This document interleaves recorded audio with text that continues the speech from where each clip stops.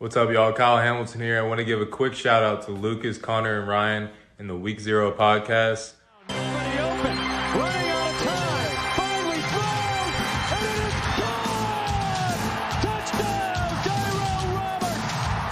Hit backwards, up in the air, it's on the ground, it is down, it is over, and the Irish have knocked off number one Clemson. Herbert's got it. Stiff arm again. Quarterback in the clear. Inside the 10. A hat-trick of touchdown from Justin Herbert.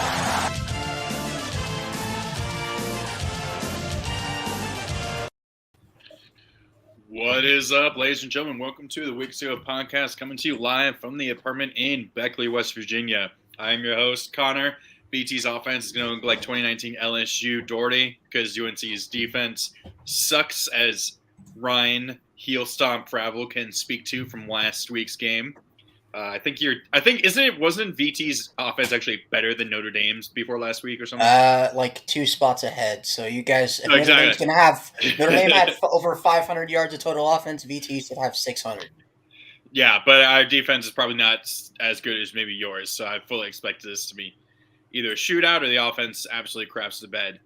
Below Ryan is our good friend Josh. Is it 2007 all over again? Bryant. And, of course, below me is Lucas Bo Nose McKnight. Yes, sir. With all the jerseys looking very nice indeed. And so how are you guys doing? Good. Good. Yeah, I'm doing well. For sure. Josh and I almost had heart attacks this weekend, but, we got through it. We made it through it, and we're doing all right. I'm just glad VT decided to put me out of my misery very early. As soon as they tried to go for a 4th and 1 and did a QB sneak from shotgun and didn't get any yards, I knew that was VT. Literally for most of that game, I was at the game. I was like, we're not going to get 20 yards of rushing because they kept just running it up the middle when they could not get any push on the line. It was ridiculous. Honestly, I would have rather have seen some of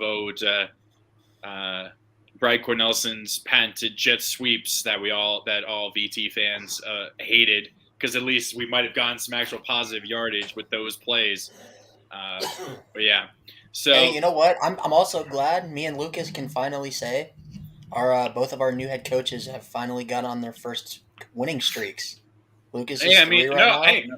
Actually, my new head coach was on a winning streak before you guys. Oh, well, okay. Lucas too. And Marcus Freeman just joined the party. So, but my guy, no, me and Lucas, right? Or no, Lucas is on a 3-game, right? We're riding a 3-game. Yeah, we were only a 2-game. Whoop-de-doo. Soon to be 11. I hope not, because me and Lucas have got that bet. I was so close to messaging you and being like, "Hey man, can we maybe not do that?"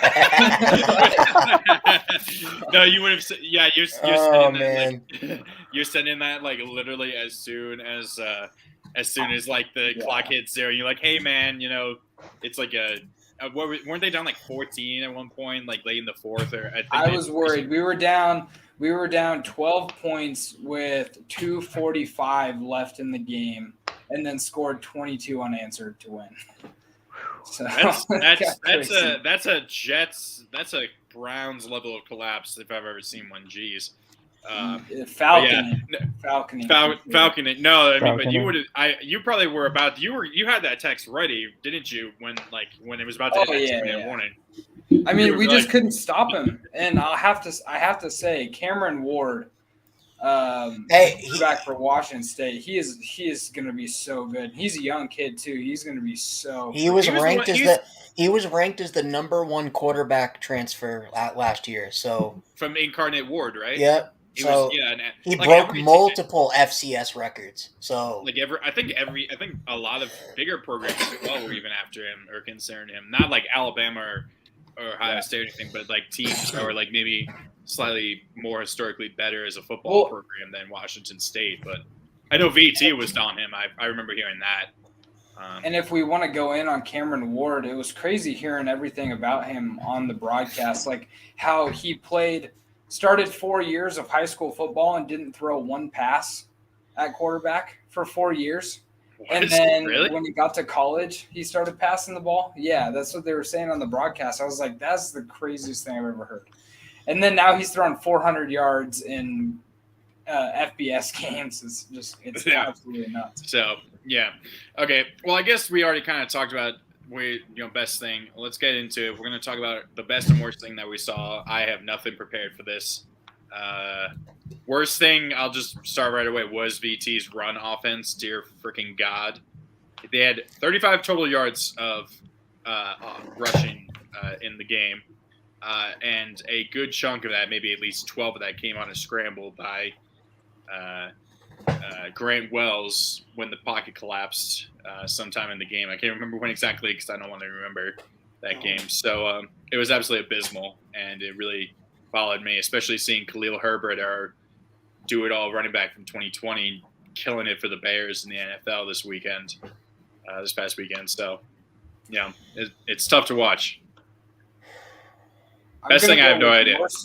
I'm going to go with worst thing I saw this past weekend was Oregon State absolutely giving that game to USC and still only losing by 3 points after throwing 4 interceptions and just giving them the ball game. Oregon State probably should have won that game. I'll give USC a touchdown. 28-17 is probably what Oregon State should have won that game by, but they just completely gave it away. I hate the Beavers, but, man, I hate the Trojans right now way more. So I was really going for the Beavers there. Best thing, Oregon's resiliency, and Bo Nix specifically, throwing that pick six, really, really bad pick six, and then coming out and still throwing for over 400 yards, which is career high, and getting that victory at the end for the Ducks was definitely the best thing I've seen. So the best thing I saw was that run by the Kansas running back where he broke six tackles. It was a screen pass. And dude just straight up broke 6 tackles. And then when I was doing the best of week 4 video, hearing the announcer's call, dude had a voice crack. Did you hear the Spanish call of that play? No. Kansas has has like a Spanish football call or something, calling their games and stuff. They had that for the Ducks game too. Yeah, it's always funny hearing Spanish, or I remember Sean Taylor, that big hit he had in the Pro Bowl, and there was a Japanese crew there calling it, and they're calling the play, and I just love how overly excited they got at the hit Sean Taylor had. Actually, I will say best was now that I think about it, kind of what this guy mentioned. We're seeing Michigan get pushed by Maryland is the best. I think it was Maryland proving that they're a decently good team. Their offense is dynamic enough they could have won that game. That gifting that muffed kickoff return at the very beginning of the game that gave Michigan a 10-yard field, and they scored on one play. That doesn't happen, and that's 7 points right there. Maryland has a much closer game that they were dominating for the entire first half. Michigan couldn't do much of anything, and despite the interceptions, see-through Tualia looked pretty good at times. So I think Maryland's proven they're at least better now than they have in the past. And if it wasn't for Michigan having one of probably top 3 running backs in college football, they probably would have lost the game. Oh no! You take Corum out. They had no offense. They were terrible. They were trying to have McCarthy or whoever the guy was passing. He couldn't do anything. I told you. I said at the beginning of the year. There was at least 5 or 6 attempts where he was straight up he overthrew his receivers at least by a good 10 yards at least 4 or 5 times. Connor, and there was at least one where he underthrew it by 10 yards and it got called for pass interference. I've been saying it since last year. This Michigan offense is not good. Besides running the ball, they're very one-dimensional. They're like the Notre Dame teams of the past that made the playoff. Really good offensive line, really good running the football. If they can't run the ball, they're not going to win. We've seen Like it against Michigan. if Maryland had been up by 2 touchdowns or more in this game, I think Michigan would have screwed because they would have had to abandon the run and they wouldn't have been able to do anything about it. Blake Corum and Hassan Haskins the last 2 years are the reason that Michigan has been so good. They've been carrying that Michigan offense the last 2 seasons. So I think it also kind of proved that there's a lot of chinks in the armor of the Wolverines right now. A lot. So Absolutely, yeah. But I'd say the worst thing I saw was North Carolina's defense. Like, That's what I'm saying. They're gonna make BT's offense potentially look good. I thought that Oklahoma defense was bad. That gave up 73 points in a playoff game to LSU. Nah, man. Nah. Oh, North Carolina actually might be the worst defense in the history of college football. Like, that. Yeah. The fact that they were playing off coverage against a quarterback that has his second career start, and you're giving Notre Dame's wide receivers that haven't proven they can do anything 10 yards of cushion the whole game, and you just see Drew Pine just hitting like 5-yard out routes like fucking 32 times.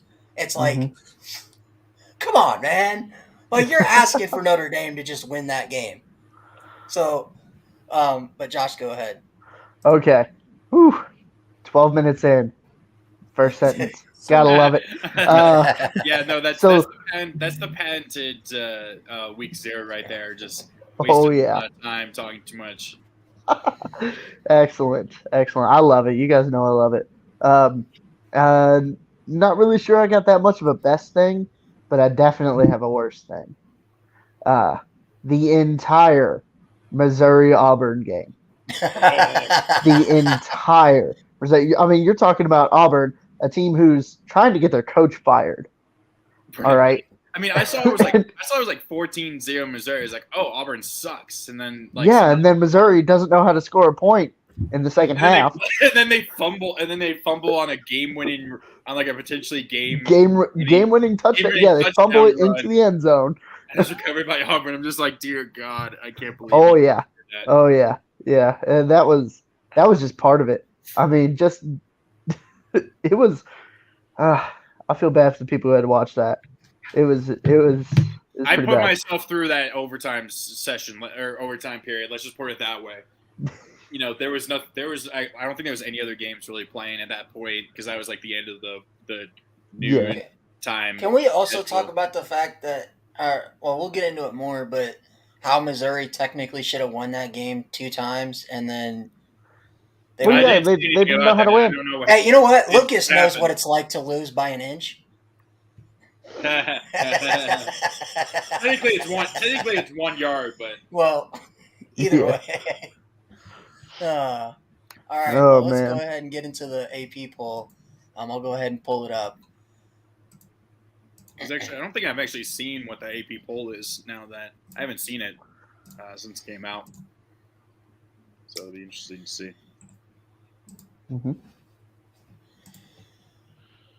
All right. Excuse me. Any thoughts? Kansas. Well, Kansas. Okay. I still don't think Pitt's very good, and I don't. Also, Florida State. Florida State's had a really easy Florida State deserves it. I think they haven't played anybody. I don't care who they played. They played LSU.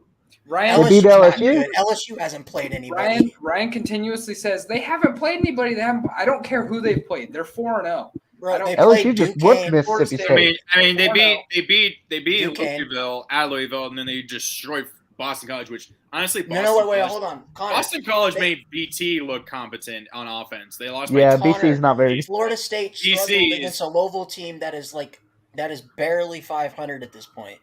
BC is probably I would Georgia Tech is probably the worst team in the ACC this season.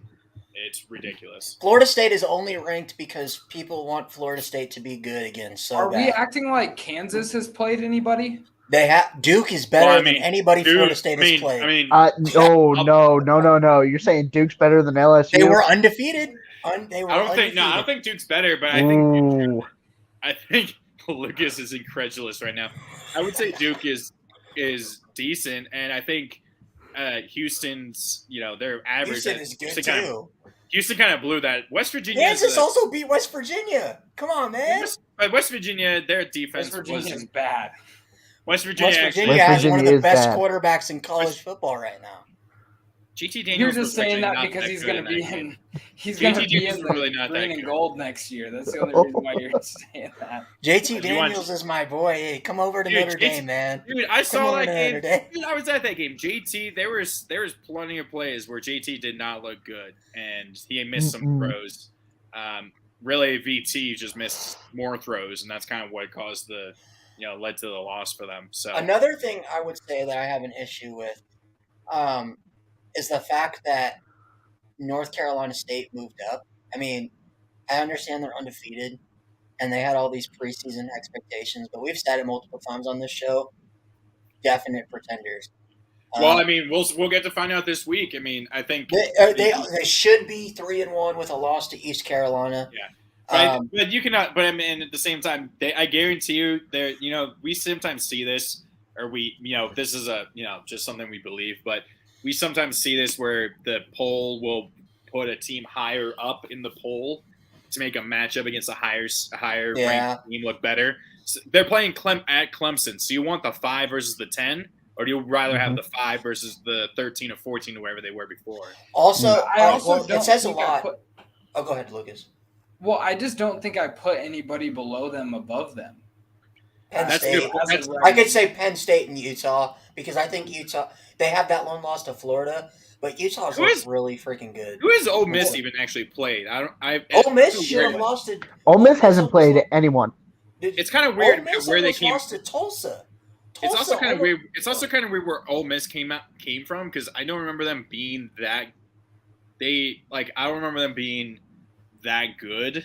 Last were they? They were 10-2. They were good last year. Matt Corral, remember?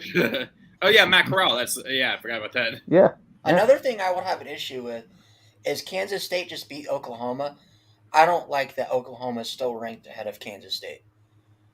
Oklahoma hasn't played anybody, and the one competent team that they played, they just got ran through. But I think K-State was hurting them as they lost to Tulane. Now Tulane's 3-3.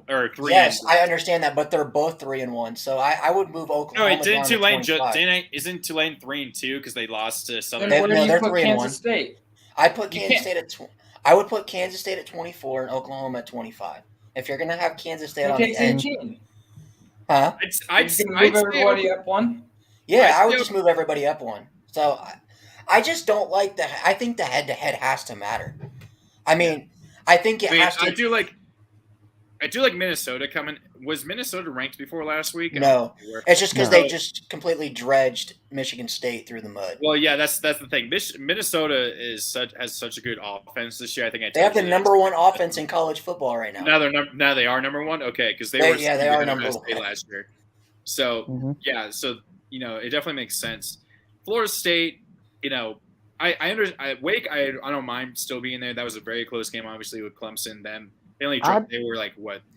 They were like 13 or 14. They dropped so insignificant, a pretty good amount, but their defense is still horrendous. But they made a Clemson offense look good. So. Yeah, well, they also made a Clemson defense look bad.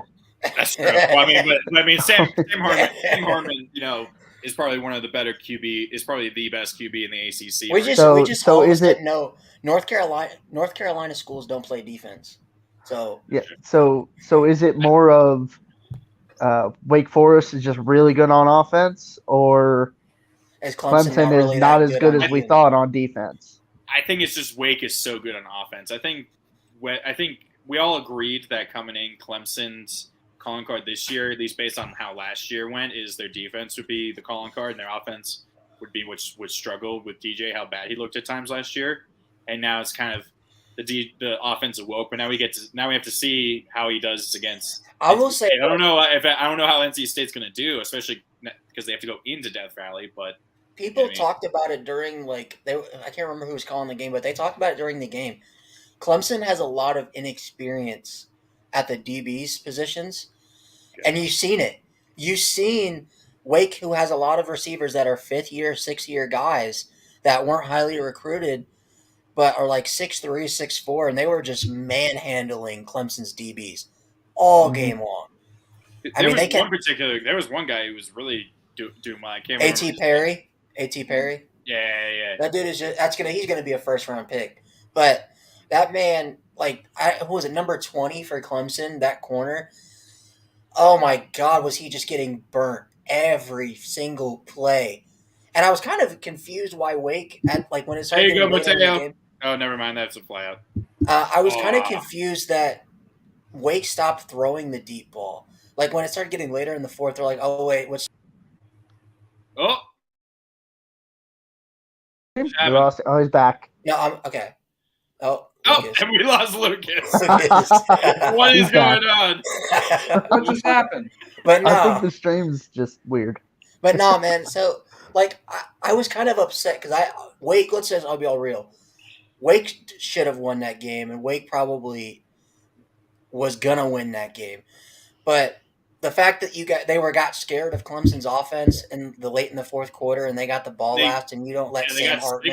They really got conservative. I'm like, bro, you got Sam Hartman. Why are you guys playing scared of Clemson right now? Their defense hasn't proved that they could stop you all game. You really want to go to OT? You really want to go to overtime? Mm-hmm. So that was kind of frustrating. But other than that, I don't really have too much of an issue. The 8 people outside of maybe Kansas State and Oklahoma, but I do think that potentially Florida State and Pitt will not be there by the end of the season. Potentially. That he brought Two Eyes Brothers brings up a good point. Oregon State should be in the top 25. I know they lost to USC, but they put Texas in a close loss to Alabama. And so the fact that Utah, Alabama's not USC. USC's not Alabama. USC fans think they're Alabama, but let's just be real here. I don't think Oregon State deserves to be in the top 25 quite yet over the teams that are in it. But I think they will be.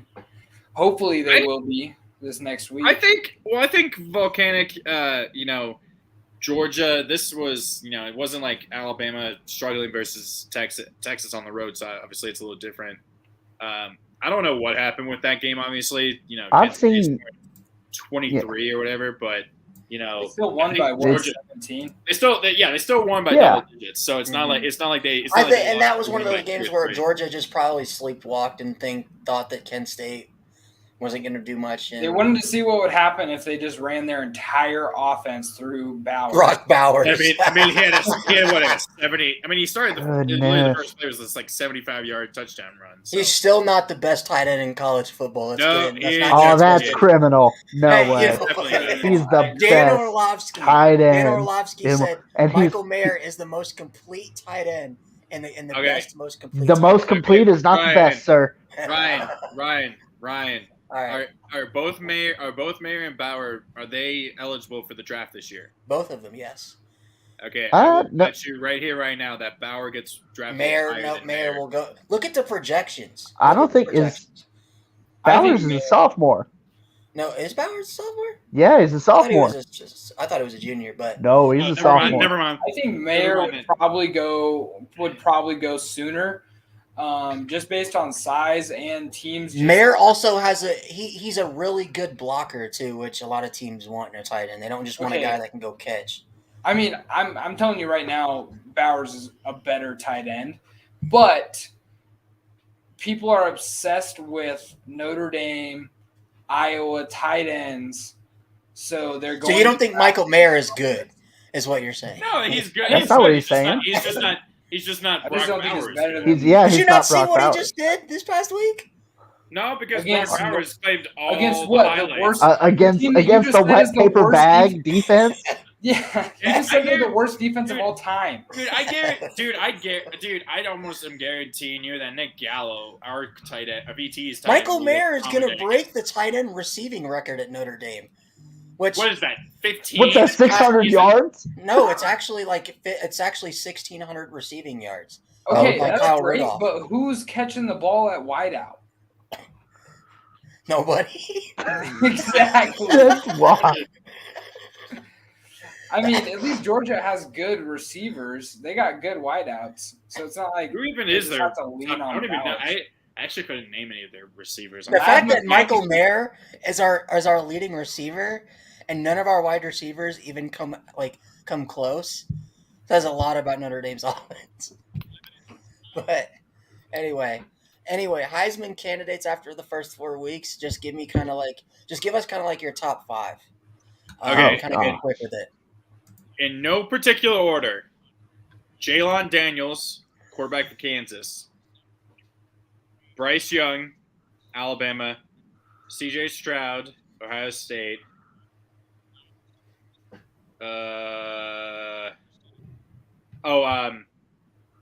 Whatever the guy Washington's quarterback is. What's his name? Michael Penix Jr. Michael Penix Big Jr. Penix energy, boys. Big Penix energy. I love those charts that they came up with. I'll say that. And then give me Will Anderson. Because did you see what Anderson said about hyping himself up, getting on the field? He's like he actually tells himself he hates the idea of anyone else stepping on the field with him, and that's how he psychs himself up. Apparently, he's like, "How dare these people be on the same field as me?" I'm just like, and you know what? That's why they're going to lose at Arkansas this week. Oh, is that your why. pick 'em? You're saying that's your pick 'em? They're going to be. Oh yeah. Hey.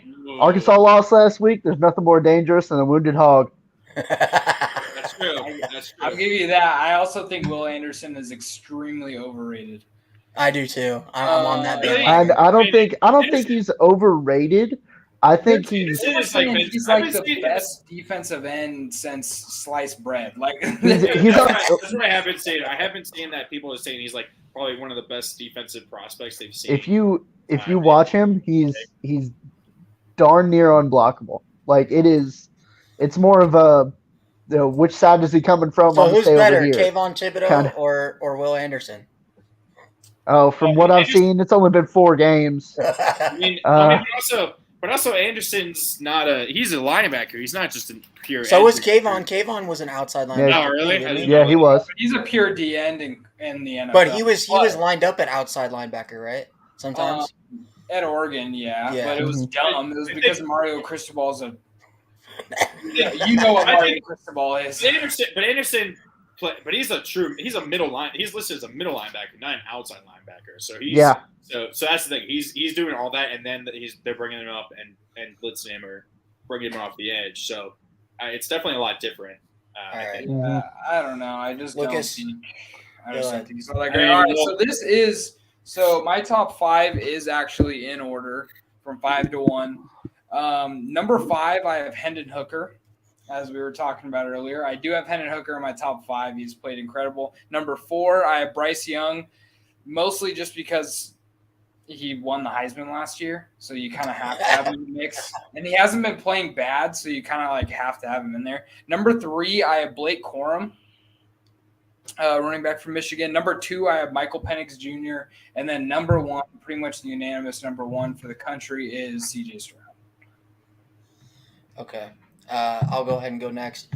So my top 5 is going to be in order as well. So at number 5, I'm going to have Hendon Hooker. He might be the best quarterback in the SEC. Will Levis will probably have something to say about that, and so will Bryce Young. Number 4. Hey, don't leave out Stetson Bennett, man. Yeah, that's true. The mailman. What? That's the mailman leading the league right now.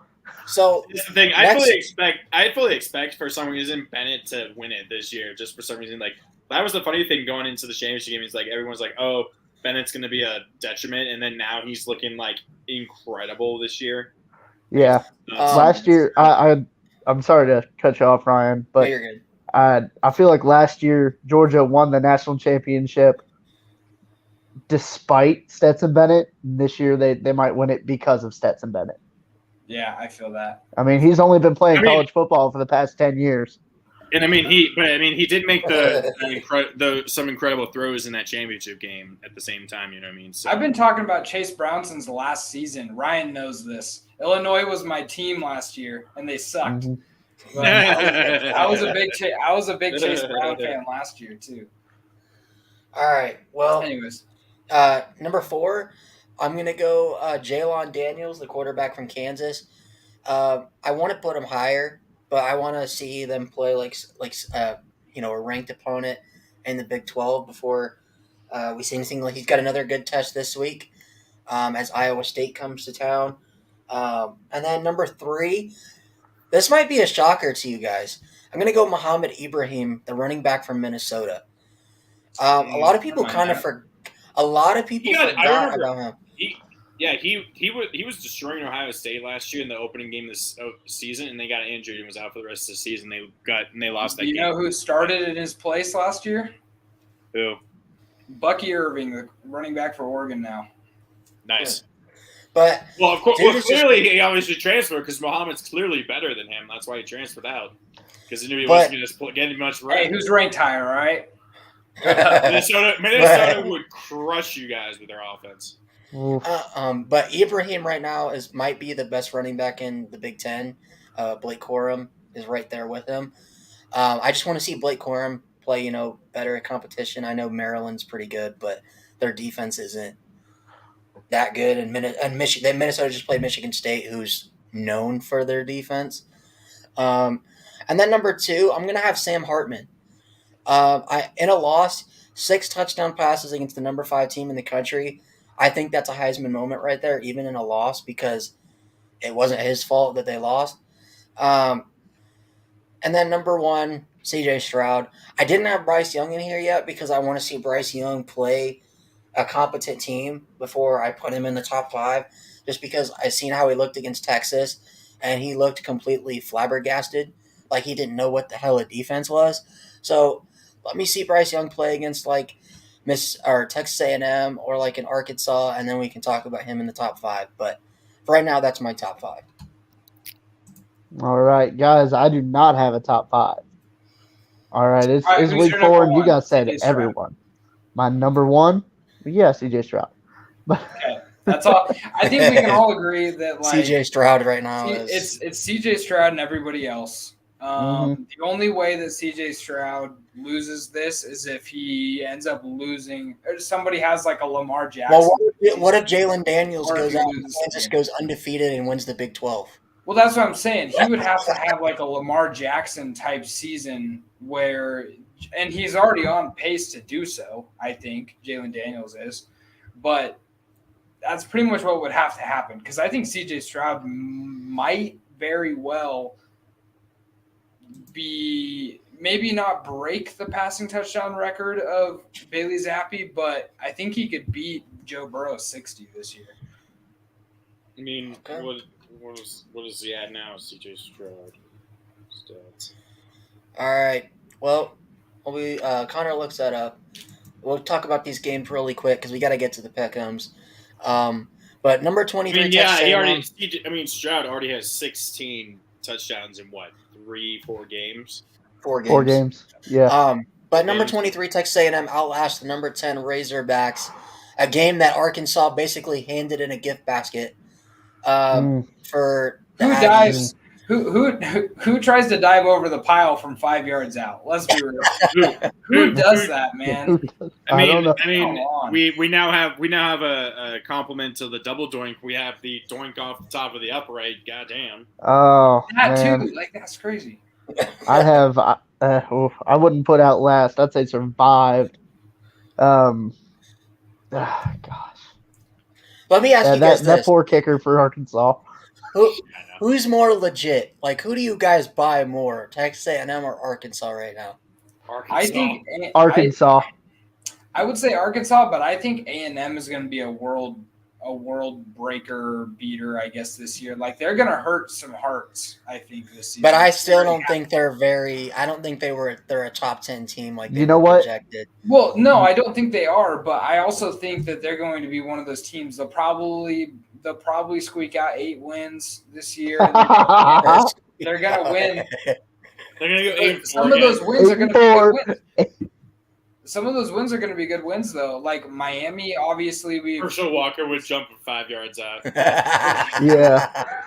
like we know that obviously Miami isn't great, but how much of that loss, that really demoralizing loss to A&M, do you think has to like put into this loss to Middle Tennessee State? Like I think a lot of it has to do with that because they just got they weren't couldn't do playing as a anything. hurry. So That's what we're wait, playing hold on, as a Connor, Hurricanes hold in on. Miami. So Middle Tennessee State, I'm going to say right now, is better than Texas A&M. Confirmed. It is Okay. confirmed. Oh, That's not Lord. true at all. That's not true at all. But I will I say, do. I, Oh, go I think that A&M could do some crazy things this year where they beat some top. They lose to some crappier SEC teams, but then they beat like one or two, maybe even three really good SEC teams this year. I'm not saying they repeat and beat Bama again, but I think it's very possible they could. I'll tell you what. Just one comment Go on ahead, the Josh. Go ahead, Texas Josh. A&M. Okay. Yeah, I think they're going 8-4 again this year, and I actually agree with you, Lucas, 100%. They're going to be out here. Whoever's number 2 or number 3 in the West, the Texas A&M is coming for your spot. I think Texas A&M is going to probably end up number 2 in the West, and the West is just going to kind of cannibalize itself, and Alabama's going to come out on top like they always do. All right, number 11 Tennessee makes a hooker out of number 20 Florida. Good headline. Good headline. Yeah. This game was very interesting to me because I'm hearing an echo. Why am I hearing an echo? I think we're good now. Okay, Yeah, we're fine. This game was interesting to me because if you look at the box score, like it looks like Tennessee won this game like handily. Like their statistics looked really, really good in this game, but for some reason Florida just would not go away, and I don't know. It's a weird one for me. Rivalry, maybe. I don't know. Josh knows more about the SEC, but I'm thinking maybe it's just a rivalry, and that's why Florida was able to make it so close. I got you. I got your reason why right here. Well, there's 2 reasons. Number 1, Tennessee does not play defense. Okay. They don't. They made Anthony Richardson look like an All-American out there. He threw for 400 and something yards, ran for so another did Utah. like 60 Utah something. made Anthony Richardson look like a Heisman front runner. Yeah. But it is a mental thing for Tennessee. I think Tennessee's only beaten Florida twice in the last 17 years, and they play every year. So Yes. as a Kentucky fan, I know what that mental thing against Florida is. You just kind of find ways to lose those games, even when your team's better. But yeah, that's exactly what it is. It was a rivalry game, and old Sunbelt Billy down there really tried to win that one. Yes. I think we can confirm as of right now Tennessee is back, right? Ah. Back from Nah. like All right. they never had like.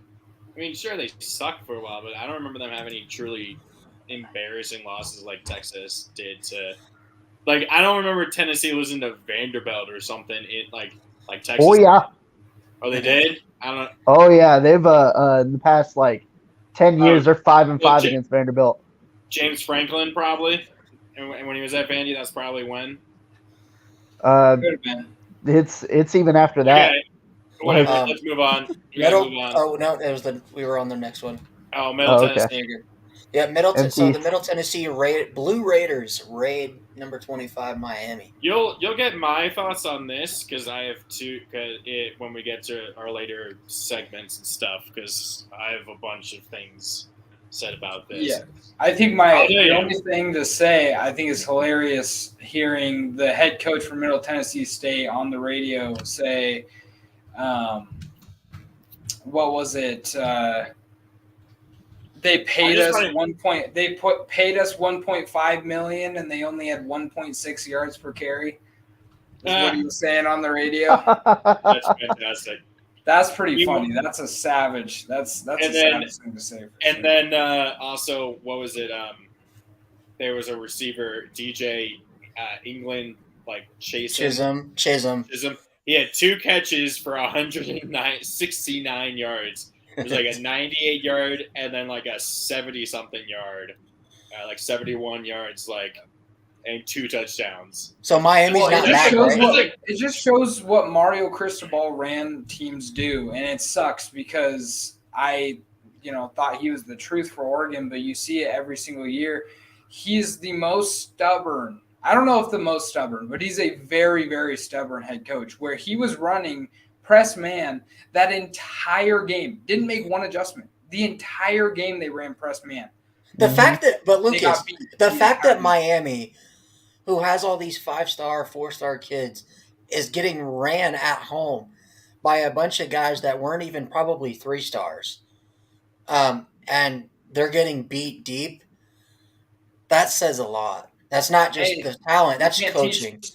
You can't teach speed, and speed Yep. doesn't make you a 5-star, 4-star. You could be a 1-star and be the fastest guy out there. So it was just ridiculous just to watch that, and it makes me so glad Dan Lanning is our head coach. So we can all agree the Hurricanes are not back. Absolutely not. They're in one of the worst spots they've Now, been in. this loss really makes me wonder because I think VT plays Miami. It's either next week or the week after. I can't remember. Well, we'll have to see how Miami responds because we've seen what happened to Notre Dame after losing to Marshall, and they damn near lost to Cal. So let's see how Miami responds.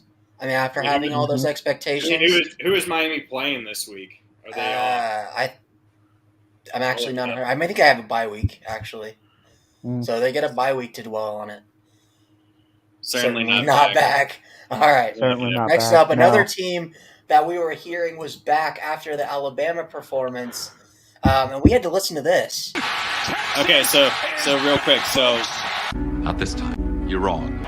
We're back. No, we got you. When Texas wins tonight No way. against the mighty SEC, No way. Texas is back. This one was invented by a writer. Got to play that every time, Yeah, Texas pretty much. Longhorns.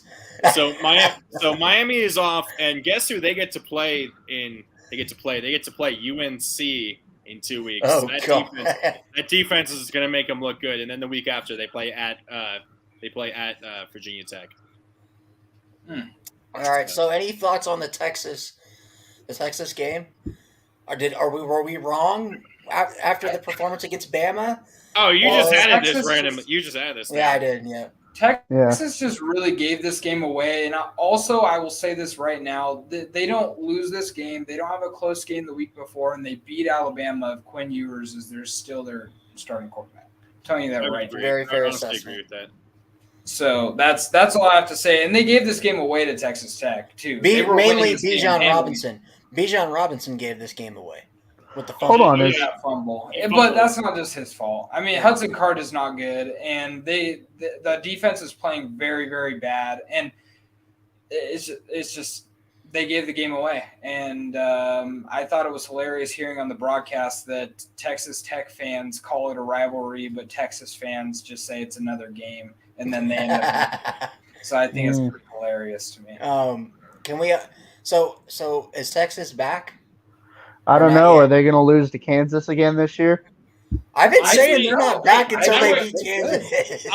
Honestly, with how Kansas is going, like, is that game? That game's at That game's Kansas. at Kansas. At Kansas. Honestly, like that wouldn't be. I mean, if Kansas keeps going the way, even if they lose, I think just with Jalen Daniels, how good they. I mean, let's just right into it. So Kansas, legit Big 10, Big 12 contender. I mean, I don't think so, but they are definitely not a pushover with Jalen Daniels. They show they can score. They, they can go with any team. Their offense is unbelievable with him. I think I wouldn't be surprised. I mean, I think he's getting like top 5, betting, Heisman betting right now in most places I've been seeing or I've heard. So, I think Kansas. I wouldn't say Kansas. I wouldn't say Kansas is a Big 12 contender yet. I think they have a chance to with their offense. I think they're good, but either way, even if they're not a legit Big 12 contender, they're gonna break somebody's hearts. They're getting, whether it's Oklahoma, Texas, Oklahoma State, Baylor, it's going to be one of those teams. One of those teams is going to lose to Kansas, maybe even two of them, because Jalen Daniels is just that good of a quarterback. I'm going to tell you something about Kansas right now, and it's not super tough compared to the rest of the country. I know in like SEC schools, but the rest of their schedule is pretty rough after the next 2 weeks. They got Oklahoma and Oklahoma, Baylor and Baylor, and then they play Oklahoma State. It's at home, luckily, but it's Oklahoma State. Then they got Texas Tech, Texas, and Kansas State, which if College Game Day is smart, they're going to either go to that Texas or that Oklahoma State game in Kansas. Which game? And Kansas keeps playing good. The Kansas game is what are the last three? Where Texas at home, and then what's the other two? They play Texas A&M or Texas Tech at Texas Tech, and then they play Kansas State at Kansas State. Ooh, okay. I mean, they got a rough end of their schedule, and TCU, is undefeated right now, also. So you can't. Yeah, I still think at the very least they should get probably. I think they could maybe get at least 2 more wins. They should at least make a bowl, I think. And honestly, they have Iowa State. If they can pull one off, and obviously Texas being at home with how they had a sellout crowd against Duke of all teams. If Kansas has lost a bit, I wouldn't be surprised if that game is sold out now. Well, you know what? And I'll say this. I learned this when I was watching college football live this week. Kansas had the lowest percent chance of all 131 FBS schools to start their season 4-0. Really? Based on the ESPN FPI, they had the worst chance to start the season 4-0 than any team, any of the other 130 FBS schools. And yet, ironically, their schedule was hard, but is not that hard. It's. Well, I think people need to give it. West Virginia, their defense is terrible, but the offense is good. Their offense is really good, and that was at West Virginia. Man. And not only did they beat West Virginia at West Virginia, then they go on the road and beat Houston at Houston. So, I think a lot of people say, well, they haven't played anybody. A lot of teams in the top 25 haven't played anybody, and they're still ranked. So, but anyway, all right. So we can move on to our main stuff. Dunners and bummers of week 4. Cool. I can go first. Okay. I'm here. Stunner of the week. I'm gonna go with DJ Uyunglele, and the reason why, and I'm hearing myself echo again. Okay, that's weird. The reason why I chose him over Bo Nix, because I want to do Bo Nix again so bad, just because he broke his personal record of passing yards. No, I had to give DJ some love because he's gotten a lot of hate over the last season. 26 for 41, 371 passing yards, 5 touchdowns, no turnovers, which is a big part of that.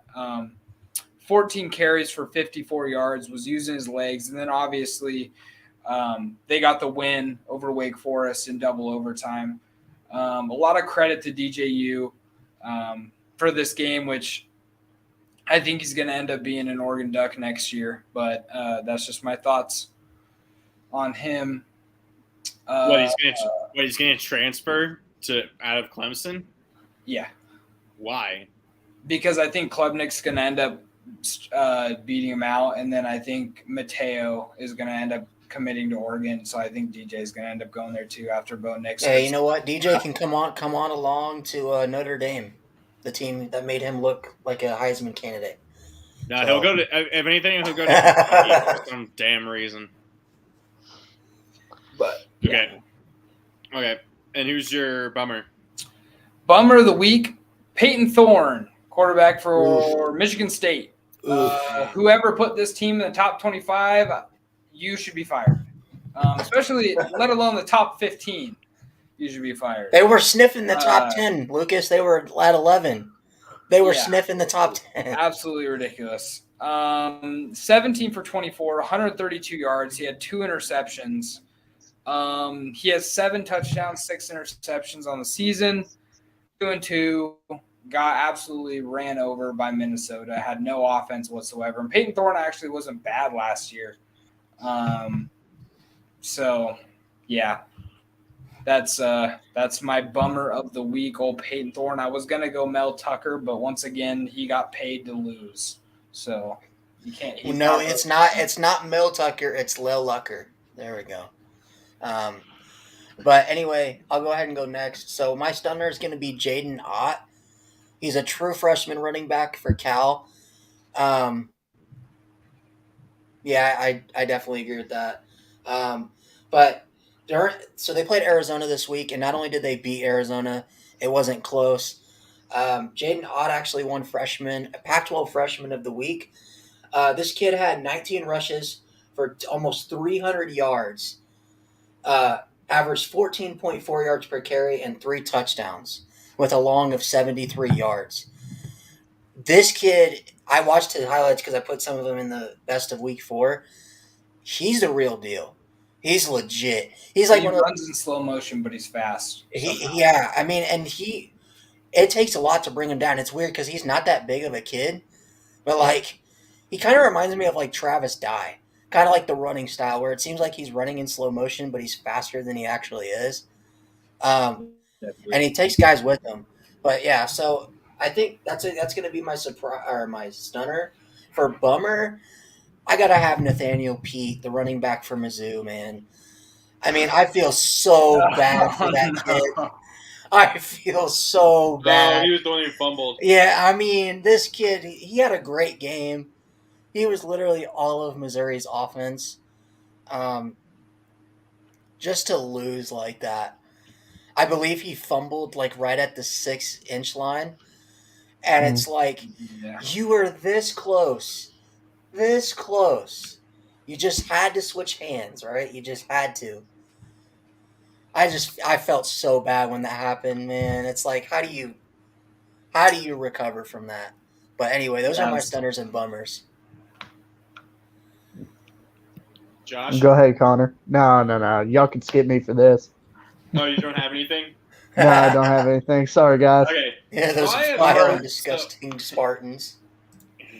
So I have 2 stunners. I decided to kind of cheat. My first is Adrian Martinez, quarterback for Kansas State. He went 21 of 34 for 234 yards, 1 touchdown pass, and only had a long of 27, so it wasn't deep passes.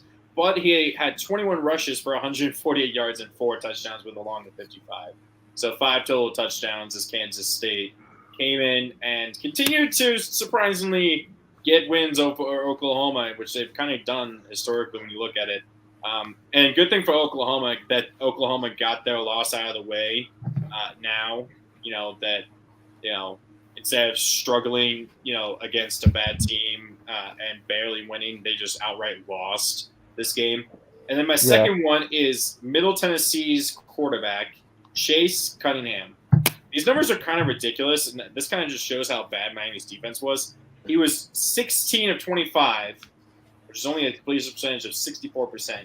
But he had 408 yards. That's an average of over 16 yards per completion. 3 touchdowns, 1 interception, along with 98 yards passing. And he also had a rushing touchdown, 9 attempts for 29 yards. Please tell me you have Tyler Van Dyke as your yes, that's what I was about to say. Tyler Van Dyke is my bummer. He got benched. He got benched. He was 16 of 32, exactly 50%. I have it right here. 138 yards, 1 touchdown, 2 interceptions, got sacked twice, and we were coming into the season saying, "Oh, he's probably Miami's best quarterback prospect," and however long, because honestly, he had a lot of Heisman expectations. I mean, I'll be straight honest. Can any of you name the last time we had a good Miami quarterback, like legitimately good? The guy who he wasn't. He wasn't like Right. the greatest, but he was good. I mean, their Kaya? quarterback, Brad Kaya, Kaya. yeah. I kind of liked him. But I'm talking about like a truly great, like up there close to like a Sam God. Hartman or like any of those guys. Because even like in the two, like I could name a bunch of guys from the 2001 Miami Hurricanes on the defense and stuff and all that. But I couldn't name you their quarterback if you gave me a lineup to choose from. I could not. You could describe it to me and I wouldn't even get it right. So, Gotcha. Miami is in, they've lost 2 straight now. They're in disarray. It seems all of a sudden, they're on a bye, so they get a week to figure it out. And then, like I said, they play UNC. That could be at home. That could be a get right game going against that defense, depending on what happens against VT. Whether that defense looks good or not, we'll see. Because, like I said, VT's offense is offensively bad. And then they play at Virginia Tech. Going into that in 3 weeks time or 2 weeks time, that game could against BT could be an interesting kind of matchup where both teams could be going kind of down the drain, or one or the other could be kind of have switched fortunes, and that'll be kind of the point to kind of prove and see what's going on with that. But yeah, Tyler Van Dyke, he sucked again, and that's why he's Tyler Van Dyke today. So your first, I'm sorry. Your first stunner reminded me of a joke I heard about Oklahoma. It's the real reason why they're coming to the SEC is not because of more money. It's to get away from Kansas State. Yeah. Well, and it's funny because if you remember, Adrian Martinez only lost to Oklahoma by 7 points last year for Nebraska. So and really it was only because of an incredible interception at the end that sealed the game really for Oklahoma. Well, you know what? Scott Frost made Adrian Martinez look like a meme. He goes to Kansas State and he looks like a competent quarterback. You know what's kind of funny? I always go ahead. Because there was Taylor Martinez at Nebraska as well, but that was like back in like the early to mid 2000s, where he destroyed Wisconsin, the Big 12 champion or the Big 10 championship game, I think. And then there's like another Martinez that's been along with Adrian that's been at Nebraska. It's just all these Martinezes are just confusing me because they're all playing in and around the same teams, and it's just confusing the hell out of me. In and around the same team. Yeah. But we can all agree Oklahoma's just they're allergic to purple things. They don't like playing purple teams, so that's why they're going to the SEC. Yeah. There's only one purple team. Somebody got to deal with one. Hey, go ahead and get Northwestern on the schedule, Oklahoma. Oh, for your Lord. There. They should have came over to the Pac-12. Oh, we do have a purple team too. Damn. Shoot. All right. Go ahead, Josh. Oh man, I was just gonna. I think it's funny they got him. They got Scott Frost fired. If anyone can lose a one-score game, it's Scott Frost's Nebraska. He's the GOAT of losing one-score games. All right, we're going into surprise team, and I think I can just roll right into it because my surprise team is actually Middle Tennessee State. We've talked about it enough, but they had over 140 more total yards than Miami. They had 408 total passing yards. So, definitely a surprise. They're actually playing right now against UTSA. So it would be interesting to see if Middle Tennessee State could squeeze that out and, get a win. They're actually losing 10-0 at the end of the first quarter. So that just shows you how bad Miami is. Middle Tennessee State getting beat 10-0 by UTSA right now. So UTSA was good last year. They're pretty good this year. Yeah, but they're 2-2 this year, right? They lost to Texas and they lost to they lost to close one to Houston. That's still a good team. They're definitely not bad, but it's definitely showing you how bad Miami is. So yeah, surprise team, MTSU. All right, I'll go next. Fighting Kevin Byards.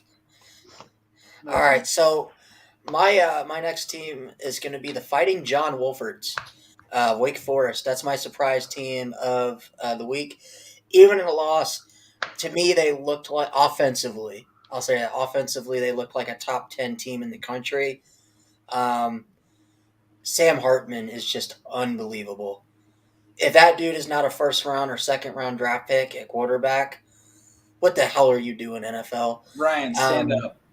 Why? Wait, if who isn't? You're talking about Sam Hartman again. I just want you to stand up and make sure you're doing all right. he's not hiding something. Make sure you're not wearing any loose pants and it's not showing. Yeah. Worst thing was getting an involuntary one in high school, and you got. What are you talking about? Hey, man, Sam Hartman's been my guy since last year, man. Yeah, I Like know. this- That's why I'm getting hard-ons for Sam Hey, it's Hartman. like how Blake is with Bo Nix. Come on, man. No, he had a love-hate relationship with Bo Nix. He would go from loving. He Bo wanted Nix to marry loving him, Bo and then Nix. the next minute he wanted to divorce his ass. I mean, Bo that's Nix is my guy, that's man. Bo Nix. There you go. Bo Nix is You my know, drop man. straight down the field, get a touchdown. Next three minute, throwing a series, pick throwing six. an interception. Okay, I'm gonna go. My surprise team was K-State. It was, after losing to Tulane, who then lost to Southern Miss.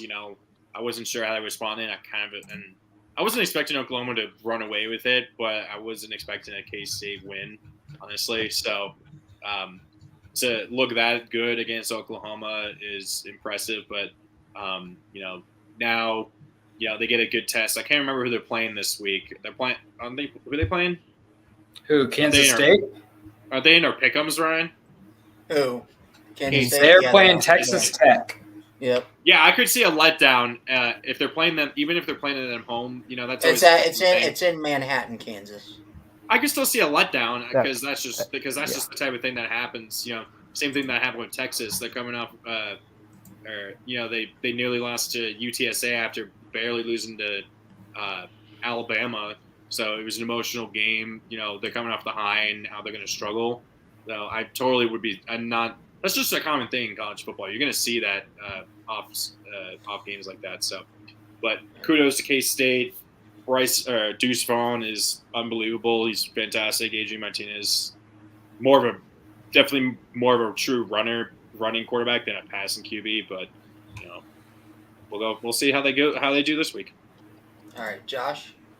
All right, I'm going to mix this up a little bit because my surprise team is I'm really surprised how bad this was. Missouri. Goodness. I think they've replaced Vanderbilt as the worst team in the SEC. I think they have. Auburn's right there. Auburn's there. Auburn's trying to fire their coach. Let's be fair here. Eli Drinkwood's trying to keep his job. Yeah, that is true. Oh, man. Did you guys see the thing where the 5-star, the best receiver in the 2022 class He backed out. that committed to Mizzou?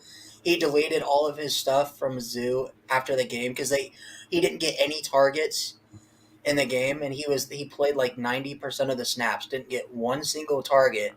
And then versus Auburn?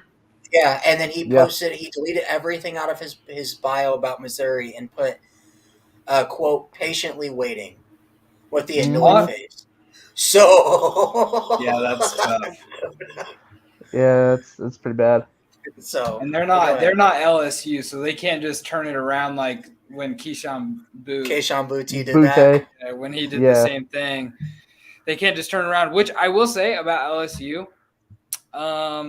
they have 3 wins. They only need 3 more for me to win the bet. They still play. They play. They Auburn played Southern. They played Southern.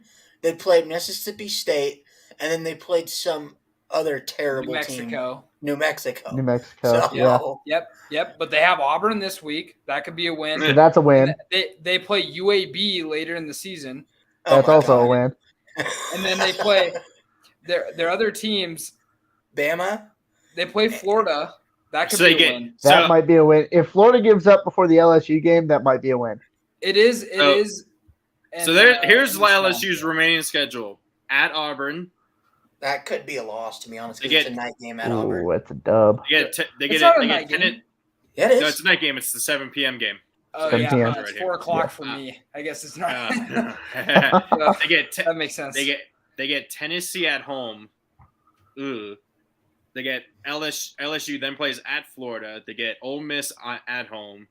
Alabama at home. On the road at Arkansas. UAB at home. On the road at Texas A&M. So they could go 6-6. We just They need could three go more 6-6. wins.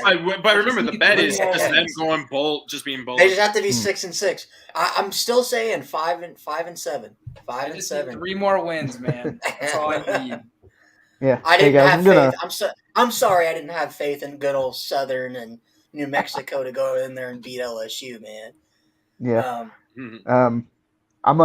I gotta hop off here for a second. I'll be right back. All right, sounds All good. right, man.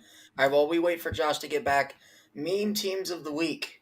Lucas, I'll just start with yours because I You have can throw your on my meme picked. yes. Yes. Welcome back to the shitty. For all of you in attendance, welcome to the shitty Snapchat. The memes that I love to make. It's my favorite thing to do every week. The shitty Snapchat memes. As we have Matt Ryan. We have Matt Ryan and Chase Bryce, who now know exactly. You're covering my face. I got it. But they both know what it's like to be up 28-3 and blow leads, which I think is hilarious. We all like App State here on the Week 0 podcast, but I personally like JMU even more. So App State, they absolutely falconed this game away and ended up losing 32-28, which I think is pretty crazy that they didn't score another point after going up 28-3. Props to JMU though. You know, we talked about it before the season. We talked about it before the season. We were hyped about JMU getting into the FBS, and I mean, I can say this: I didn't think they'd be this good. I really didn't. I wanted them to be. JMU's got me so hyped that I started a dynasty with them in NCAA 14 revamped. So, and I just. I mean, what are they? Are they 4-0? Yeah, they're 3-0. 3-0. They had a bye week already. Yeah. They're undefeated though, and they just beat probably one of the hardest teams that they're going to play all season. Think about it this way. They were an FCS team last year. They made the move to a group of 5, which not only group of 5, the best group of 5 conference. And they just beat Appalachian State, who was the defending, not defending, but they've been in the championship game for the Sun Belt the last 6 years. And on top of that, they blew out Middle Tennessee State 38-3. So another reason why Miami's terrible. Did you make a meme for my team or not really? I didn't get a chance. I was so busy. What's your team? I said Oklahoma. I think it's only really just I think that's what I chose. Excuse me. It's really just because it's just good for them that they get their bad loss out of the way early in the season rather than struggling. You know what though? I think a lot of people got their eyes opened up to what this Oklahoma team actually is, because they played 3 cupcake teams early on. They haven't really played anybody. We can all say Nebraska is an FCS school at this point. So they play, and then they play Kansas State, who's the one competent team on their schedule that they played so far. And Oklahoma's defense looked like the Oklahoma defense from the playoff that they got 72 dropped on them. So I think Oklahoma showed what they really are, and is that they're pretenders. But Josh, who's your meme team of the week? My meme team of the week is 4-0 Kansas. It's part of my name. Is it 2007 again? We got all these basketball schools playing really good football right now. And I don't know exactly what's going on. You can't really call these games. All I know is we're going to have an SEC team beat Ohio State in the national championship. Can we ask what's in the water? What is in the water in Kansas right now? What's in the water in Kansas? Well, I don't know, man. All I know is no matter how this season ends for Kansas, whether they go 6-6 or do better. You know what? If they go 4-8, the rest of the year, they're still my team, man. I would not be surprised though if Lance Leopold is going to be getting some calls from. I've been hearing Lance Leopold and like Bill O'Brien are Nebraska's top picks apparently. Because Lance is Kansas' head coach. Well, Lance Leipold. Dude, I want Bill O'Brien to be the Titan. Lance Leipold won 12. Lance Leipold won 12 national titles at Wisconsin Whitewater. in D3. So that dude's he's the first coach to ever make that big of a jump, right, from D3 to D1, right? No, he went from D3. He was at Buffalo for 3 seasons. Buffalo won a MAC championship within his 3 years there, and then Kansas came calling last year. Watch it. The rate he's going, he's going to have Kansas. At the rate he's going, Kansas is going to either make or win a Big 12 championship within this is his second year. He'll within the next 2 years, and then he's going to jump all the way up to he'll be the next Notre Dame. Notre Dame Freeman gets fired, and he goes to Notre Dame, or he goes to VT or some big step up or something. Freeman's getting fired, dude. No, he goes. No, he replaces Saban at Alabama when Saban is and then That's what it is. That's what it is. That's the funny thing, though. People don't. I guarantee you. Well, it's going to be a long time before this happens, but I really do think whenever Saban does retire, Bama is not going to be. I don't think they're going to have that big of a drama, but they're not going to be as good. They're going to be. They're not, and also they're not going to get as good of recruits. They're not. What I think what you mean is they're not going to go back to pre-Saban Alabama bad. They'll probably. I'm just saying right now, I think Saban has turned that. He has turned that program into a powerhouse for as long as 2009, 2008 or 9 to now. He has turned it into a powerhouse. They would literally have to hire a Marcus Freeman to fall apart. That was. I'm just no. They hired Justin Fuentes. They hired. Oh yeah.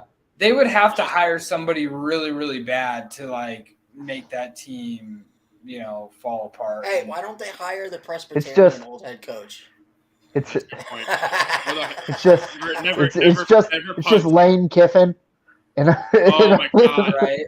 We all thought that Lane Kiffin was going to be the next guy for Alabama, or he was, for a little bit there, or he was going to be I don't know. Oh, he was going to be the pupil coming up and taking Saban's spot when he leaves.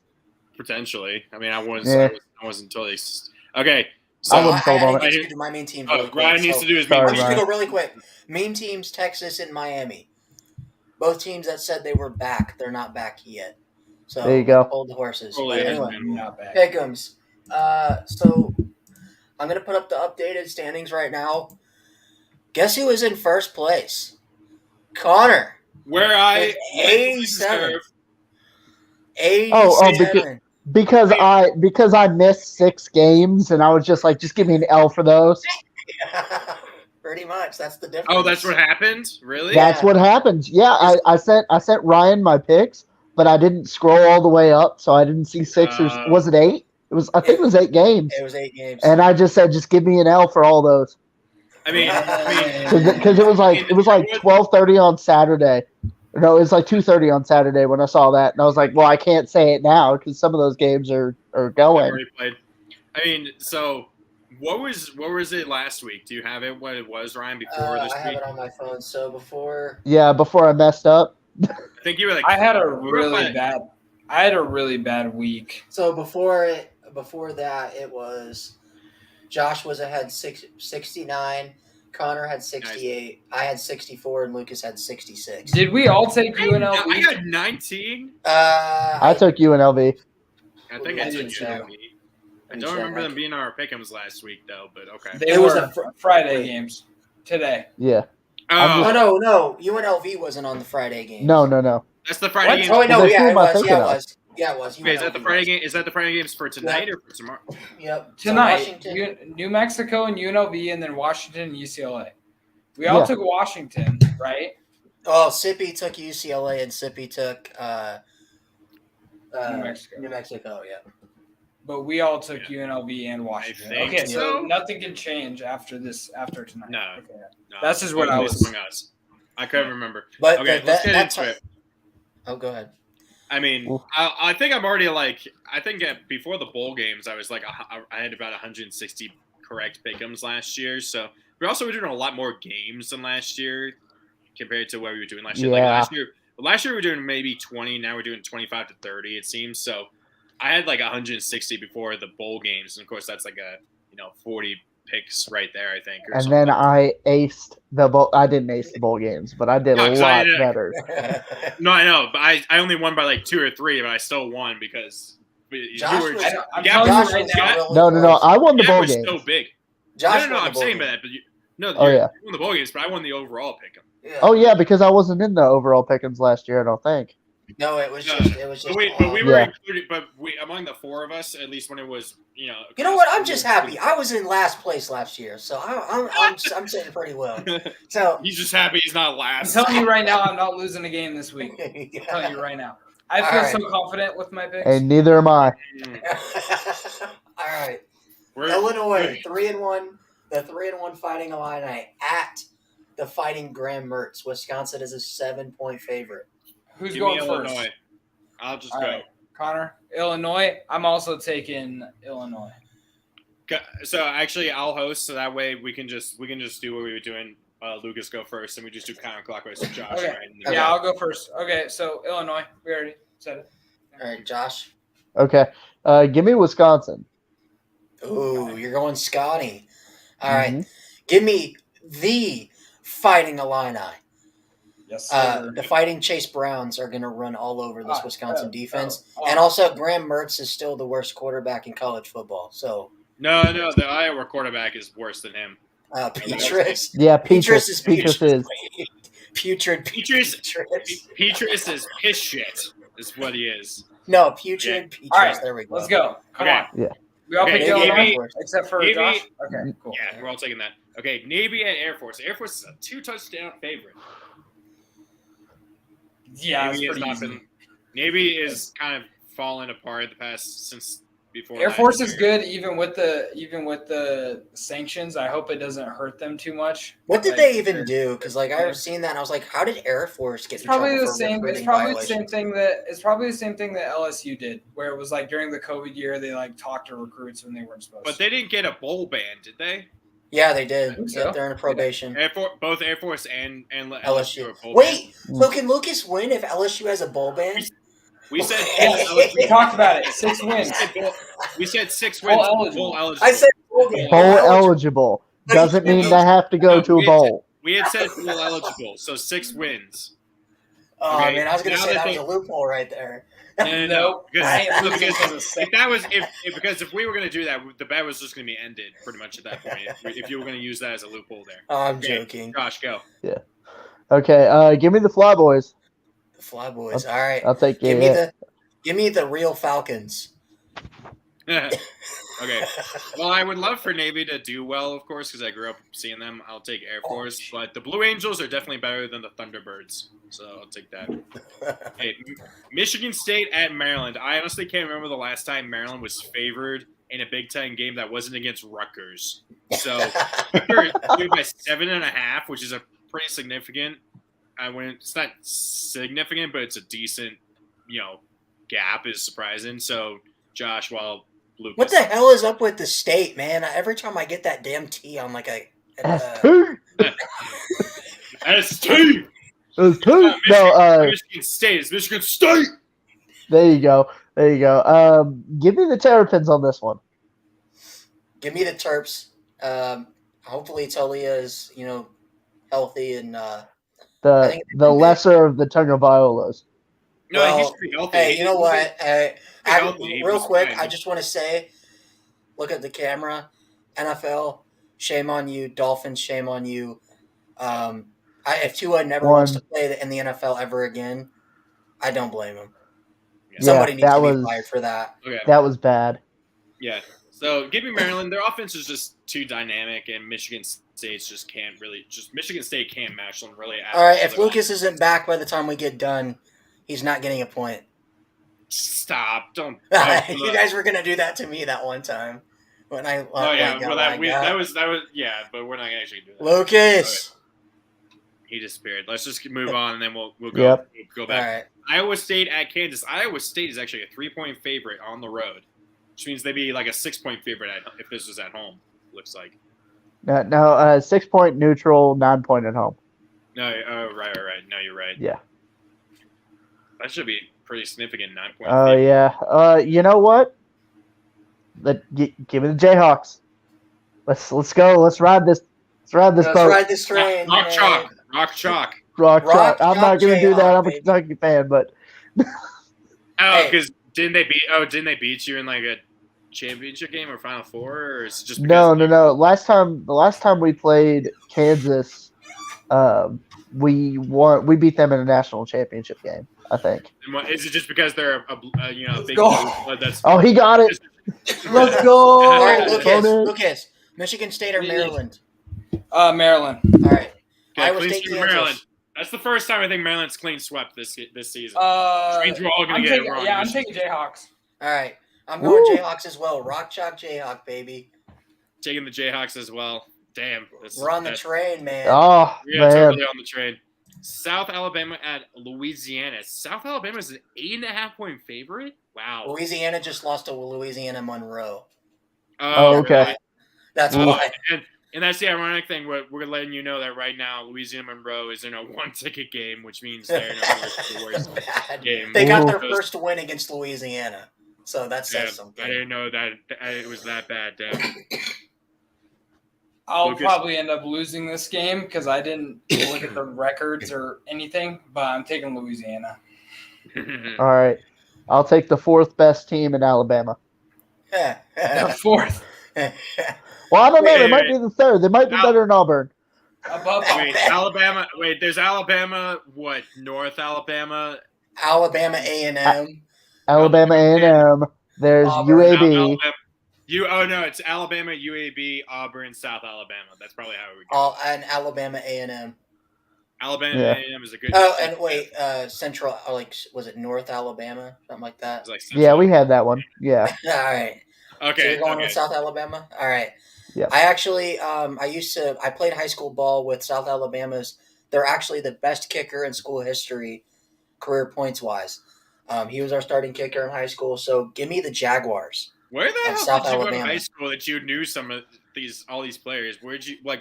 It's what team it's you- Illinois State football 8A class. So it's the best of the best. We have two teams in our class that usually are nationally ranked every year. So that says a lot. Gotcha. I better originally when took where I play Louisiana, but then once I saw that and heard all that about This is why Louisiana. I make my picks before the show. See, I've started to do that, and that's really worked out for me. Surprisingly, it's really has started to work out for me. Oh, I've got a whole day to think about it, Connor. Maybe that does make it a little better. No, but that's the last 2 weeks. I was just picking on the spot because I didn't have enough time. Guys, I'm going to make y'all feel bad. All of my picks have been off the top of my head. I mean, that shows. Well, of course, that shows you're just really bad because obviously you're last right now. So Because I forfeited 8 picks. that's true. That's true. Yeah, that's fair. All right. Okay. So next is Cal at Washington State. Washington State is a 4-point lead. If this game was in California, I would take Cal, but because it's on the Palouse, I'm going to take Washington State. Yeah, give me Wazoo. Oh, I so want to take Cal. I so want to take Cal just because it makes To my make game look better. But I'll take Wazoo. I think the home field makes a difference. Otherwise, if it was at Cal, like Lucas said, I'd take Cal. But give me the Fighting Cameron Wards. Yeah, I'll take Wazoo.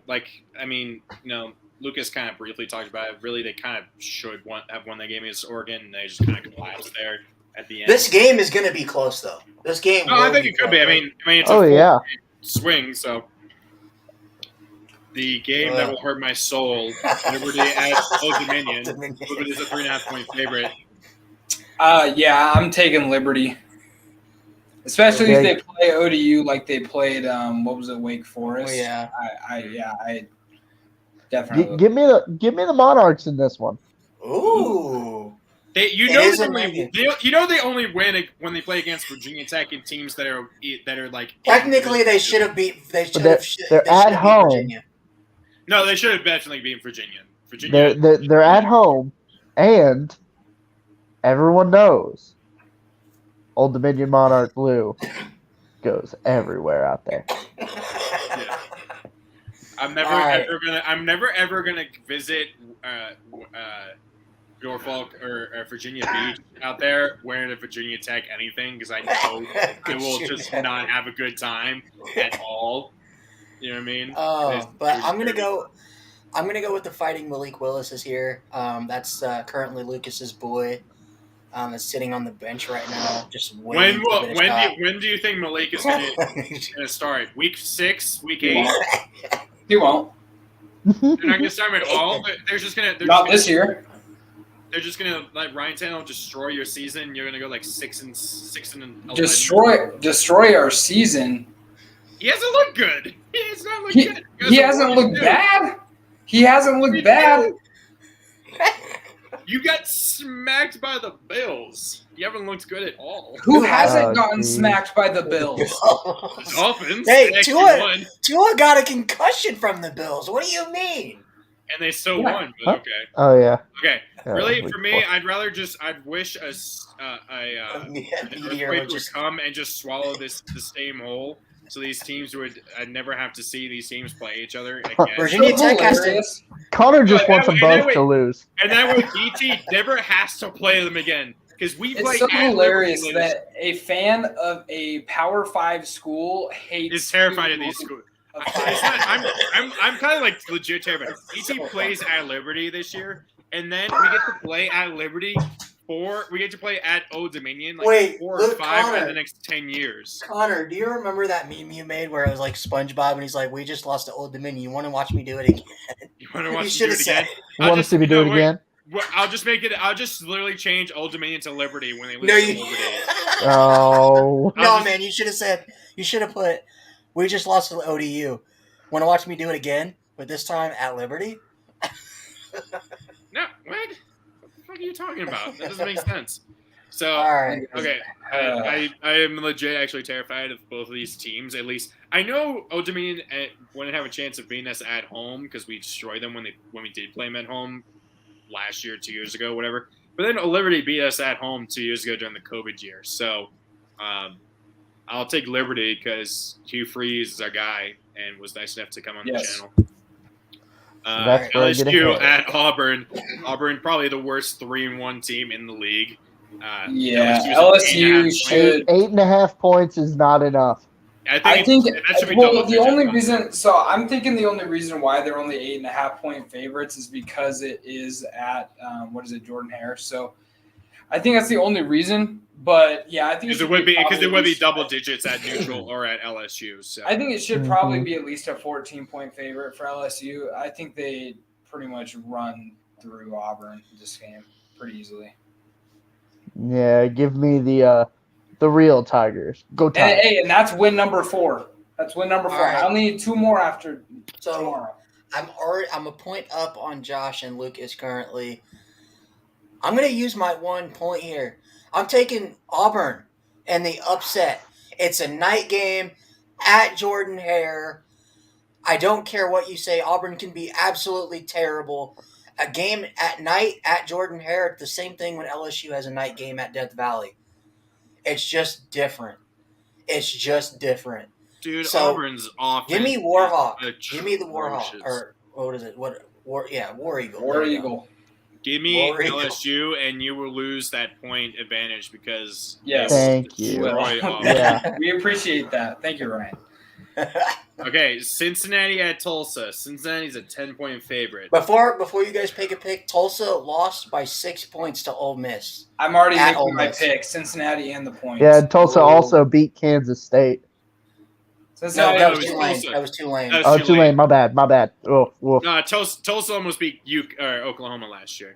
That's what almost beat Notre Dame. What, 2-3 years ago?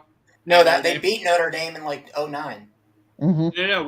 Didn't you guys play them like 2 or 3 years ago? And they nearly. We haven't played them since then. No.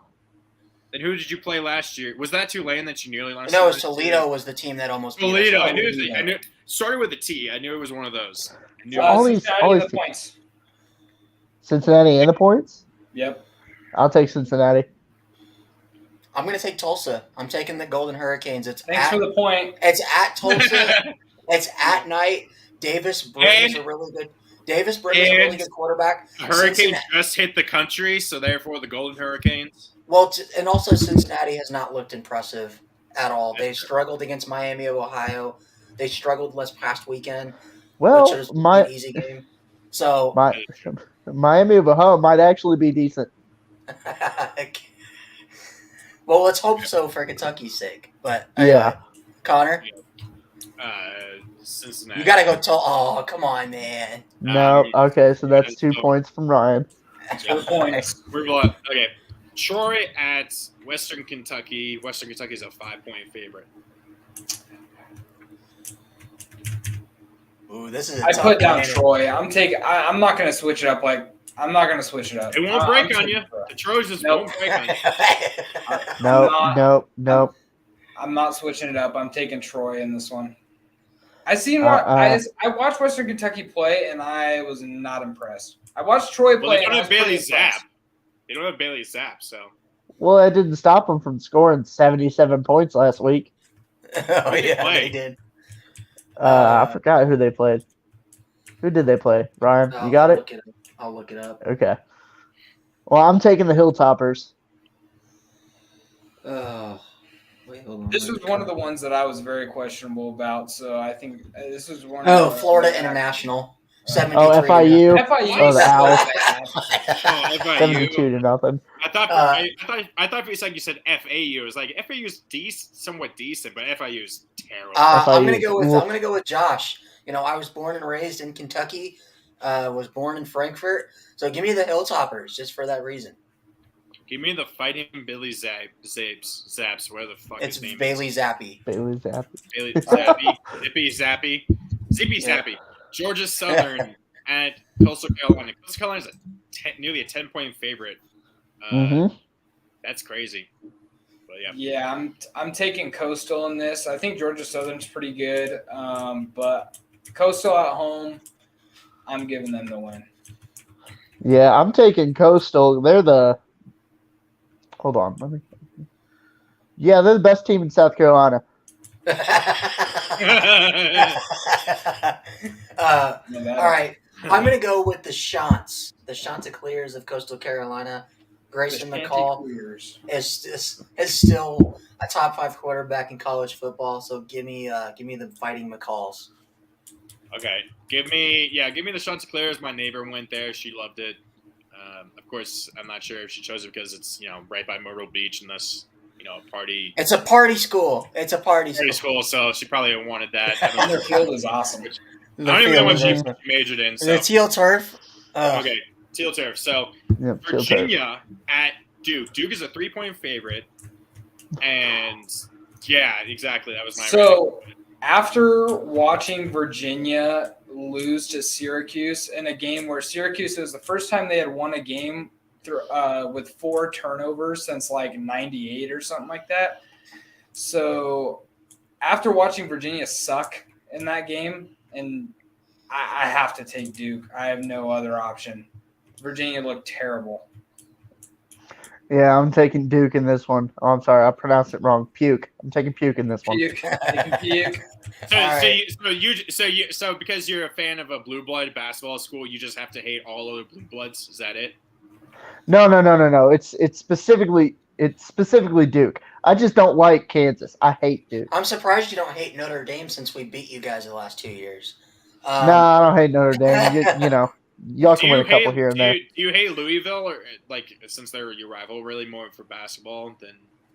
I don't think you understand the hatred I have for Louisville. I'll say this though: I went to a Louisville game when Notre Dame was at Louisville, and I was talking to a bunch of Louisville fans because they offered us free beer, and I'm like, "Bro, I'm 19." Is this basketball? I'm not. No, this was football. No, it's football.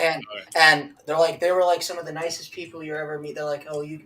Like, they don't hate you because you're opposing team. And I said, and everybody. Unless you wear blue. They said, no. You know what? Everybody who comes in here and from an opposing team, you guys are family. You're like our brothers to us. He said, the only people we hate that come to this stadium is Clemson. And I said, what about Kentucky? He goes, we don't really talk about them around here. Yeah.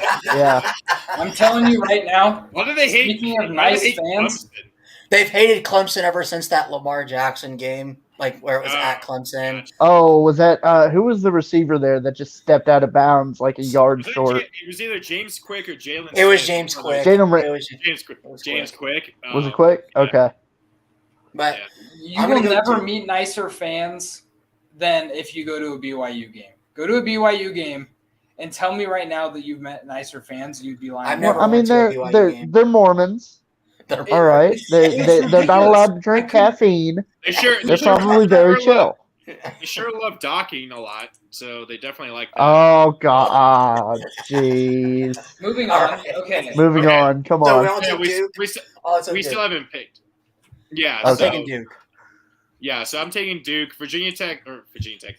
I just say this. I seen Virginia play at Illinois in person. I went to that game and Virginia looked terrible.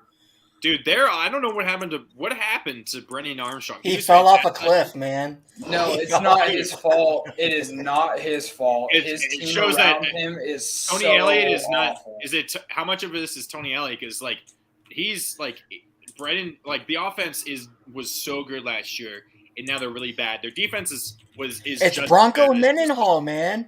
They need Bronco Mendenhall. I'm telling you. But Dude they should were have never but been fired. last year their offense was good, but their defense was terrible. That's what allowed We Virginia. got a lot more picks to go, boys. All right. Oh yeah. Let's keep going. West taking- Virginia at Texas. I'm Texas. taking Texas. 10-point favorite. Damn. I think Ewers is back. And I think he's going to play this game. So I'm taking Texas. Yeah. Is that you it's taking, a night Josh? game at Texas. Oh, I didn't. Oh yeah. Texas. I said Texas immediately. Oh, man, Sorry. Sorry. I could so see West Virginia winning this game. Oh, I couldn't. No. I'll take no the way. Longhorns, but it's very hesitant. Very hesitant. That I'll game's either way. take- It's going to be a good battle between JT and Quinn Ewers. So Potentially. I'll Also, take I think Texas. Bijan's going to be pissed. I also He's think going to I also destroy think you. West Virginia's defense is just not good enough to stop Bijan, because literally their entire defense against Virginia Tech, they had every single man up in the box within like 10 yards of they had no deep safeties. So if Bijan's able to get through and get some yardage, then they'll be able to take it out over the top and beat them pretty easily. So I'll take Texas. Mhm. San Jose State at Wyoming. San Jose State is a 3-point favorite actually, on the road, surprisingly. I'm actually going to take Wyoming in this game. They've looked a lot better since obviously that very ugly first game of the season. well, Illinois is also really good. I think Illinois is really good, but I think Wyoming has turned into a different team since getting absolutely dogged in that game. So I'm going to take the Fighting Brett Smiths. Ooh. Yeah, I'll take the Cowboys again. They hurt me the first time, but we'll see. All right, I'm sticking with them. So I was kind of reading up into this game, and San Jose State has a really, really, really potent offense, which is why they're favored. So I want to go San Jose State here, but Wyoming, even against BYU last week, they looked pretty good. So I'm going to take the Fighting Josh Allens. Yeah, give me Wyoming. SMU and UCF. UCF is a 3-point favorite. This has American Athletic Conference standings implications. The winner of this game might easily have a very easy path to the American title. So Yeah, I'm gonna take UCF. Yeah, give me UCF. I think their only loss is what, Louisville? yeah. Yeah, I believe Yeah. so. Close one. I'll take UCF. The Fighting. And it was prime time Louisville too. Which They're yeah, different Louisville- in prime time. That's correct. Yeah. I'm going to take UCF and the Fighting John Michael Plumlees, one of the best quarterback names in college football. Okay, yeah, give me UCF. SMU has not looked good. They've lost 2 straight. They lost at Maryland, and then I don't know who they lost to. They lost in an offensive battle to TCU. TCU. So yeah, give me UCF. Next, we have Texas Tech at Kansas State. Kansas State 7.5-point favorite. Interesting. That's kind of surprising, given Texas Tech also beat Texas. Connor did speak about it a little bit, where like we could definitely see Kansas State losing this game after, an emotional win, dominating win over Oklahoma. Both of these teams are coming off very emotional wins. I It also could be a very sloppy game too because of that. I also think Kansas State is just really good. I think it's going to be hard to stop Adrian Martinez. And like I said, Texas absolutely gave that game to Texas Tech. Texas Tech didn't exactly win it, I don't think, in my opinion. So I'm taking Kansas State pretty easily. Texas Tech fans were assholes pushing that Texas player. You know what? Funny enough, the Texas player that they pushed was a Notre Dame transfer. Wasn't there also something about a Texas player pushed a girl, but he was actually pushed by somebody else, and that He got pushed? Yeah. Why didn't they have to apologize? We had to after saying the stuff. Give me Kansas State. I think Texas Tech has a bigger hangover after beating Texas than Kansas State has after beating Oklahoma. Well, you know what? Kind of to your point, I'm going to go K-State. Also because Texas Tech hasn't beaten Texas since 2008. So that was the first time? Yeah, so that was the first time. So they're not used to beating Crabtree. Texas. They're not used to beating Texas. Kansas State has beat Oklahoma 3 of the last 4 years, so they're used to it. So really, I did. Oh no, it was 3 of the last 4. I remember reading something. Yeah. Give me K-State as a clean sweep. This I feel like we could be split here. Wake Forest at Florida State. Florida State is 7-point favorite at home, so that's kind of crazy. That's a little surprising. I really, really badly want to take Florida State in this one, but I just don't see Jordan Travis outplaying Sam Hartman, especially Sam Hartman being really, he's going to come out pissed after that last game. He's going to be, pissed off. So you think 7 touchdowns? Are we going to see 7? No, I think we'll see at least 4. I think we'll see at least 5. 4 to 5, I think we could see pretty easily, and I could see him winning by 2 scores. I think Florida State's really good, but I think Wake Forest is pissed off, and I think they're better than 22. Mm-hmm. Josh? I'm going to take Wake Forest in this one. I could see Florida State winning but not covering, but I think Wake Forest is going to come out with something to prove. Yeah, I've been high on Sam Hartman's for the last 2 years, so give me the Wake Forest Demon Deacons. I think that they win this game, and I don't think it's close. I think this is by far and away the best team Florida State has faced, and I think Florida State will prove why they're not back yet. What a nasty curveball. Sorry, I'm watching the Orioles-Yankees game because, of course. I thought you were talking about watching the Orioles baseball and team in general. That it's nasty. Jeez. They're I'm joking. I know they're 80 and 76. They're good. They're not better than the Cardinals, but no. I'm not saying that. I'm glad to see them actually doing good for once for the first time in 6 years. I'm actually good to feel excited for the team going into next year. So give me Wake. They had a really good last 3 games, didn't they, Connor? Yeah. Go Sox, baby!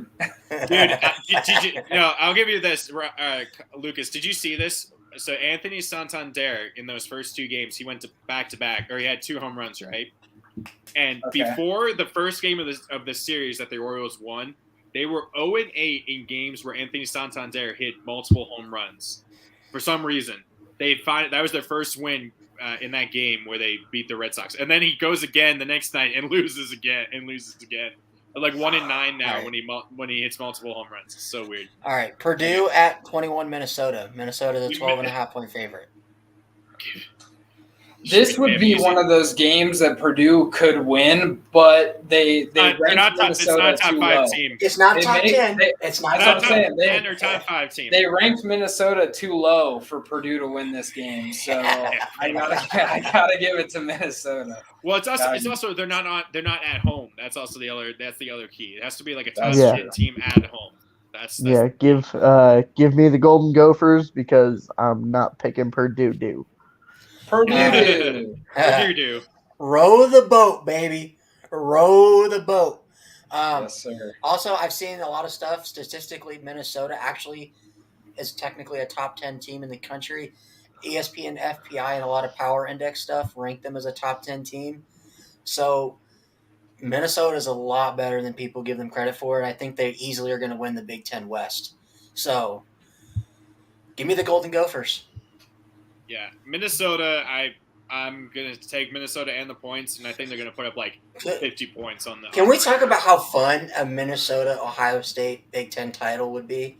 Well, given that they're probably 1-2 in offense, I think. That yeah. 1-2, 1-3. Yeah. Ohio State is right behind him, so that's just going to be like probably like a 70-something to 60 game. Exactly.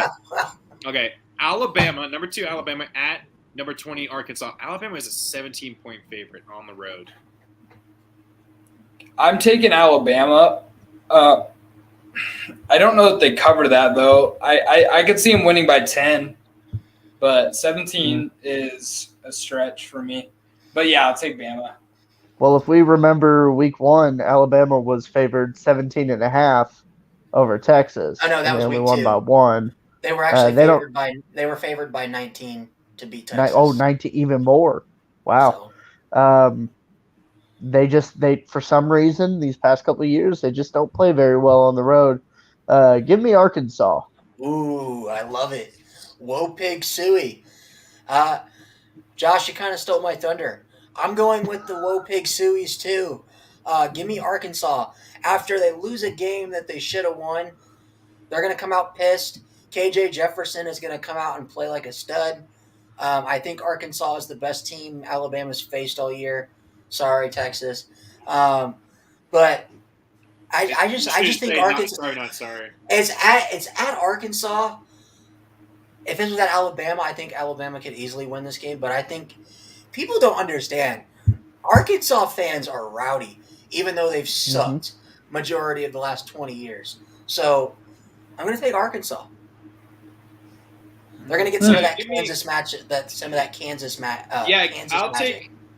It's going to be a left-right split. Me and Lucas are both going to take Alabama. You guys are taking Arkansas. But I agree with Lucas. At least for now, I think take Arkansas with the points. At least it'll be maybe 10 to 14 potentially. But yeah, I just think because Bama just something's off this year with their offense or something. Like Ryan said, Bryce Young did not look good against Texas for most of that game. So and Arkansas has also another thing. Arkansas has a transfer on their defense, Drew Sanders, who played at Alabama last year.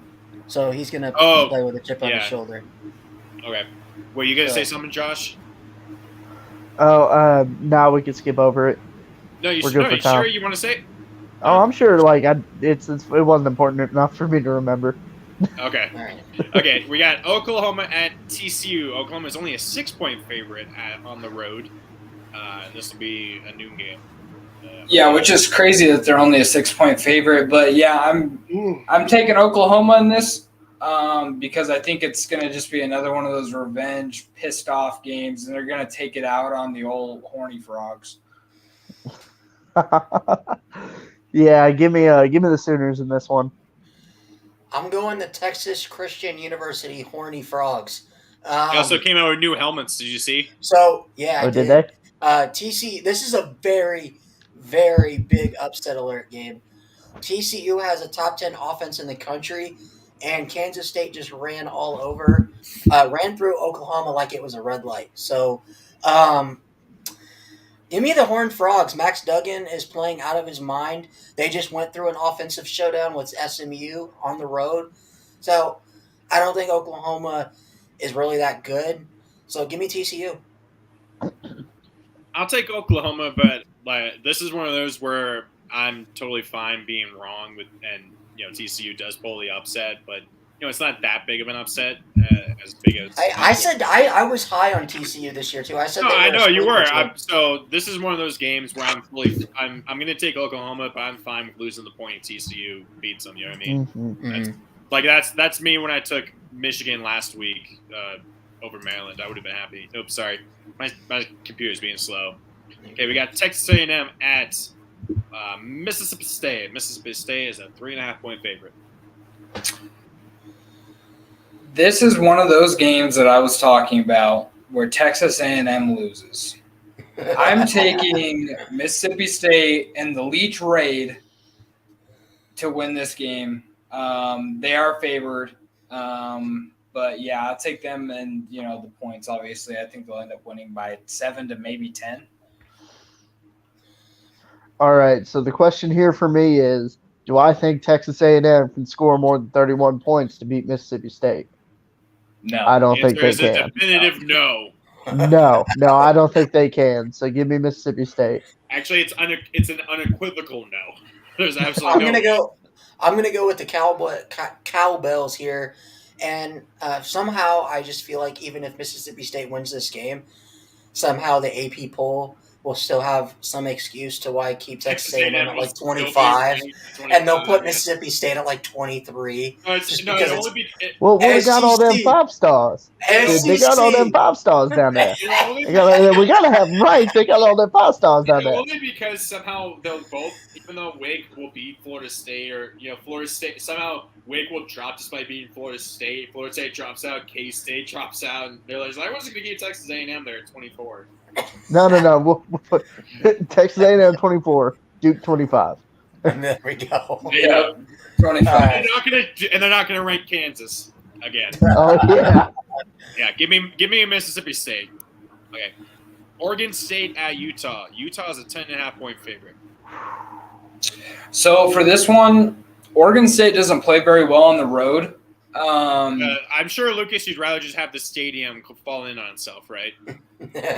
I'm not too worried about it. Like I've said before, Oregon State is the little brother. So it's like I'm not too worried about them. If they beat other teams, I'm cool with it. I don't really care. I would actually like them to win, beat other teams so we can actually have a civil war that means something for once instead of us just being good and them being shitty. They don't play very well on the road. However, they have probably the best duo of running backs in the Pac-12, and I am saying that even with Oregon there. And Utah's front seven has been significantly worse than it was last year, like way worse than it was last year. They were elite last year. Elite. So if Oregon State can run on this Utah team, they can win, and I think they do, and I think they win in Utah. Ooh. I'm taking the Beavers. It's a free point right here. Yeah. Go ahead. I'll take the Utes. Their loss to Florida looks worse and worse by the week. But I'm still gonna ride them. I'm still gonna say Florida ran all over them. Yeah. That's true. Yeah, you're right. All right. I'm going to go with Cam Rising and the Utah Utes in this game. I still think Cam Rising's the best quarterback in the Pac-12. He's going to be – I will say that I don't like the 10.5 point spread. Cam Rising is going to be without his top target and one of the best tight ends in the Pac-12 who's going to be out this game. So that might cause a little bit of a struggle offensively. But I still think Cam Rising is just that dude, and he's just that good. And Utah's a different level. So give me the Utes. Give me the Utes. Lucas will be all by himself, which means he'll. There you go. There's that point. Okay, he'll get all up on all of us. I need. That's okay. NC State at Clemson. Clemson is It's the game day game. Game day game. And Yep. it's the ABC night game, so that's a pretty good game. Yep. The first time Clemson, First time in school history that this game will be a top 10 matchup. First time ever. I'm not for surprised. NC NC State's usually pretty bad. So I'm going to take Clemson here. This is by far the best defense that Clemson's going to play all season. So it'll definitely be a test for DJ, but I after seeing what he did, actually Wake scoring Forest's 50 defense points, is still. I know they're bad, but scoring 50 points from what we've seen from Clemson's offense is like, I didn't know they could score that in a season. So like the fact that they did it in one game is I'm taking Clemson. I think 7 points is right about the right number for that spread. All right, I'm taking NC State. Oh, Give me them because you know what? I'm not buying Clemson this year. I think they're ranked too high. I think they should have lost at Wake Forest. I You know think what? DJ had the game of his life at Wake Forest. It's not If going to you- happen this week. If you would have put NC State's defense on Wake Forest's team, Wake Forest wins That game. would have been a 30-10 beat down. Well, anyway, so I will say this: NC State is by far the best defense that Clemson has played, but NC And is State's going to play, NC State's including offense, Notre Dame. We'll talk about Wait, that does when it- we get down there. But When does NC State play Notre Dame? we don't play Notre Is it- Dame. Or No. NC No, Clemson. Clemson Hold on plays one Notre second. Dame. Sorry. Is that game at Clemson or is it at Notre Dame? I think it's at Clemson. Oh, then the Yeah, Clemson. it might be at Clemson. Wow. Well, and that's the thing too, and that's part of this game too, is that Clemson's riding a 34 game win streak at home or something like that. So 30, So that's yeah, it's like 35, 36 home game. Yeah, wins. well, DJ does that little jump running into the stadium, sprains his ankle, and they don't win this one. That might be better. Cade Klubnik is good, man. But That might be better. Cade for him. Klubnik might be better than DJ. But like Yeah. I was saying, NC State's offense is not even anywhere close to what Wake Forest's is, and I think this is a game where Clemson's defense just shows that they are the same defense they were a year ago. Devin Leary has been a kind of a big letdown. We've seen him play in that ECU game. He struggled against them. He struggled against Texas Tech. He struggled against worse defenses. So I'm taking the Tigers. Go Tigs. Ram. So I've been completely down on NC State the entire year, as you guys are well aware. We all have. We all have, but I was the one. But I kind of started. I was kind of on them from the. No, Connor. You cannot take credit. How many times did I say I was pissed off in the group chat Yeah. because people are saying? I'll be honest. Ryan has been the one. Ryan was the one that was on. He was Iowa all State. about Iowa State being terrible from the get go, and then NC State all this offseason. I mean, Ryan has been bad. okay, fine. Ryan can take it, but I definitely was. I'm not going to say that Ryan influenced me, in my opinion. It was just that's how I already thought, even from last year to begin with. I didn't think they were as good as the record was last year, and their history just speaks to not being, to that. Maybe it could be close, but I would take Clemson and the points. So give me. I think All right. also the fact that it's at home, at night, in Yeah. Clemson. Well, I mean, NC State beat him, and it took overtime last year, and for some goddamn reason, the wide receiver he didn't put his hands out to catch the ball. Oh, I remember that. Yeah, it was dumb. He was just like, All right. he's just like, here's the ball, and he's just like right there in his hands, and he's just. I think this one's pretty easy. We could probably skip past it. I mean, how the hell are they only a 10.5 point favorite against probably? Yeah, Because Iowa's that's- defense. Entirely. I will say Iowa has a really good defense, but it's still like I don't know. I'm taking. Are we gonna all just take Michigan and Michigan. we're taking Michigan. Michigan. Okay, Michigan and the points? Yeah. I think it's the Rutgers same and thing Ohio with this State. next game. Ohio State. But the question Ohio is, do they cover? No, Ohio State will not cover 40 freaking points. I don't think They they're might covering. actually. You know what? I'm wrong because Ohio State doesn't. Well, does uh, it even matter if we say they cover or not? We were wrong the last two times about covering. That's So- true. Yeah. We said Iowa yeah, wasn't going to whatever. cover 24.5 against Nevada. They won 27 or 28 nothing. 27-0. So yeah, I'll take that. So we're all taking Ohio State. BT at North Carolina. How is North Carolina a 9-point favorite? Because Because their our offense. offense is ass. I'm What? taking North Carolina in this game. But their I'm team, Yeah. taking the Tar-Heels. Drake May is going to have another 5-touchdown game and win this. I'm sorry, Connor, but Virginia All right. Tech is not. They're not I there don't think yet. I don't think our defense is bad enough to give up that many touches to be that bad. Yeah, but Drake May had a great game. I mean, he really did have a really good game against Notre Dame. No, he Still put up didn't. 30 No, he didn't. points. No, the last two touchdown Dude. passes were garbage time. The last two, Notre Dame was already up by like 28 points. So What was it? It wasn't even a 10-point it was game. 45 to like 20. So we were up by 25 Okay. points in the fourth quarter when the last 2 touchdowns for Drake May happened. All right, Okay. Drake So- May is still incredible and wins this game probably by a lot. And I think Virginia Tech just has a long way to go. I think this is a game where both teams just unilaterally disappoint. And I I'm think telling you right now, North Carolina wins, but it's not going to be by 9 points.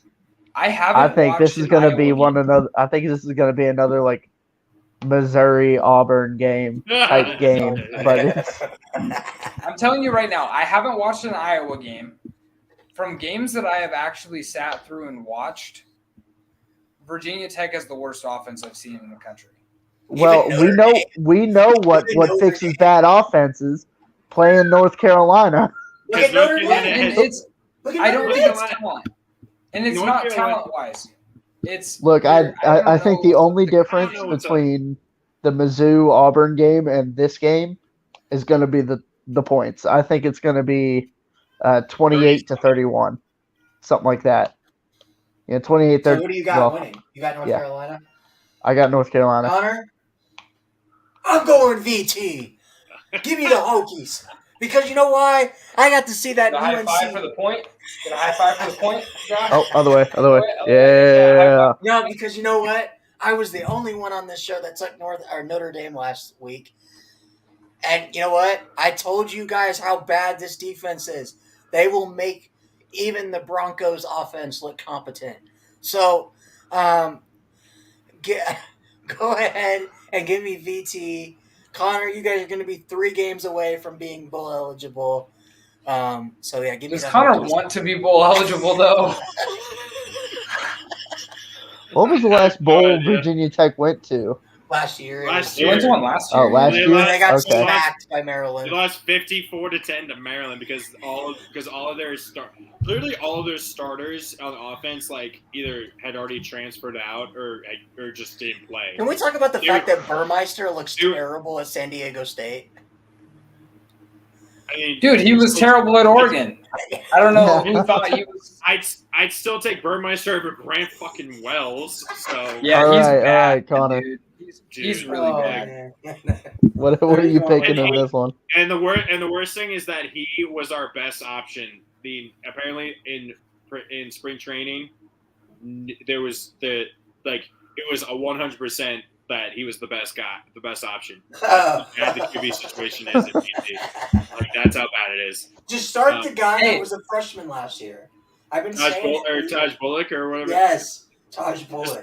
why the hell not? He actually got the only touchdown BT scored last year. We have 2 4-stars that are going to transfer out next year, Connor. You got to make some calls, Ty man. Thompson. No, we got Ty it. Thompson and Jay Butterfield, they're going somewhere else. Hey, you know what? I'll You can take have Butterfield. That sounds like Hey. a BT name. That definitely sounds like a backwater BT name right there. Butterfield. Hey, you know what? He's Connor? 6'6", white dude. Connor, you can take Drew Pine and Tyler Buckner, man. I take both of them over Grant Wells in a heartbeat. Yeah. I thought Anyways, it was. Are you I thought it taking was your gonna home? Are you taking I your thought I was team? gonna be the only one to take VT. I'm just gonna keep sticking with them. I don't Okay. know why. Because the only Hey, thing they're is your team.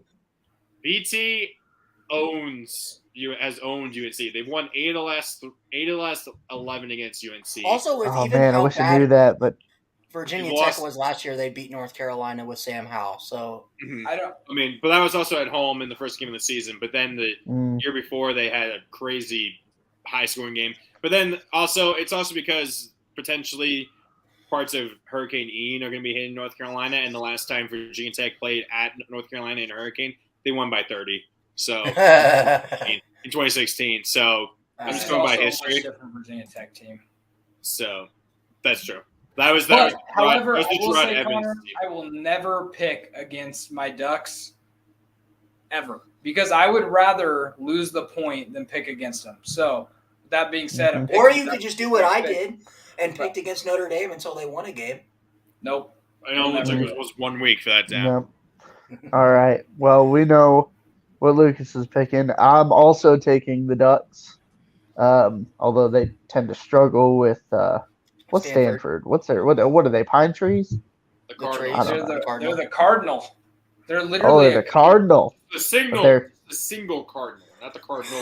Cardinal. No, it's the color. It's the color cardinal. Oh, It's the red. Oh, They're literally the Yeah, it's red like- color. Like so, that's but the what- mascot's a It's like- tree. It's like Yes. Alabama. They're called the Crimson Tide, but they're What the hell is a they're Crimson fucking Tide? elephants. Or like Miami. They're the Hurricanes, but the mascot's a duck. Yeah, which is weird. Well, Anyways, that's like- I'm taking Oregon. Can we Yeah. all agree also? Because just so Mario Cristobal can take another L, the Oregon Duck Puddles. I don't care if they change his name or what. Name's Puddles? Puddles. His name Yeah. was Puddles, but apparently it's just the Oregon Not Duck Puddles now, anymore. right? Oh, it's- come on. Puddles is fun. Puddles is a fantastic name. How dare they? How But dare they? Puddles will forever, always, and be the only duck mascot in college football. Miami Yeah. doesn't count. He's I'll give you well, Oregon. and I mean, he's the best He's the best mascot in college football. It's pretty much I agree unanimous. with that. Yeah. Oh, I don't know. Who are you taking? Brutus? No, no, Did you guys see no. Brutus WKU. get Big Red. Like, did you see Big Brutus- Red. Did you I guys will see say Brutus get BYU's has been really fun doing the dance numbers that BYU's Cougar has been doing lately. No, you know Yeah. what? No, you know who the best mascot in college football is? The Georgia Bulldog. Syracuse Orange. No, the dog, like the actual bulldog. That thing is. Texas. Texas. Oh, are we talking about like actual animals? Yes. No, Well, we could do LS. We So- could do so LS. Ugga? We could do Ugga, yeah. Well, who? Ugga, the dog for. For Georgia. Oh no. And then you have Sir Big Spur for South Carolina. And then you have. And No, They will- almost had. It shall always be known as Cock Commander. I was about to say they came in and they said, "Hey, we're going to change his name. What do you guys want?" And of course, Cock Commander won. Well, no, they Because actually had Cock why Commander not? as an official. That was an official option, and it won by a landslide. They're like, we're not going with that. Yeah, we're not calling it that. We're just calling Sir Big Spur again. Which is a Well, bunch. can it we was a also bunch of- say? Can we also say the Tennessee dog, the coonhound that they have as a mascot, is a beautiful dog? It is a beautiful dog, but do you see they scared the shit out of it? And Yeah, Herbstreit he was so trying scared. to catch him. He was like, I don't know what to do. He was like Yeah. trying to get him. You know, Well, I'd rather scare that thing than Texas Longhorn. And Yeah, tried to you kill Or the the dog. buffalo, the Yeah. buffalo for Colorado. do you remember? I remember a game a few years ago. Texas A&M was playing somebody, and so they have a dog. They have their own dog mascot, but it's like the dog is like the commander of the Yeah. whatever. And the two watchers watching him, one of them like as a running back ran out of bounds and like had a bunch of momentum. He like used his body to block them out of the way to not hit the dog. And the commander of the actual commander of the brigade said he was gonna pay for his boots because like the senior boots that you get at Texas A&M, they're like $2,000 that you have to get. You have to pay for them yourself. He's like, I'm gonna get him for doing his job, protecting the dog. That's crazy. That was like a few years ago. So I think All right. just gonna quickly just all taking Oregon? Yeah, I think Yeah. so. Okay, cool. And the We're all points, taking the though? Ducks. You guys taking the points? 17 I'm not points? taking the points. No, I'm not screw taking I'm not that. taking the points. I'm not taking the You might be in You're for gonna another. win. You're not gonna win Lucas- things, but you're gonna win. Lucas, you might be in for another heart attack type game. Hey. So, That's okay, as long as we get that dub. As long as we're eating dubs, I'll be all right. Hey, so this is Josh's game. He'll go last. Kentucky at Ole Miss, which actually that should be what, number 13 or 14 oh Ole Miss? yeah, I don't know where the hell. happened. Number 14, Ole Miss. Number 14 Ole Miss ain't and ranked. they're What are you talking about? They're a 7-point favorite at home. Lucas.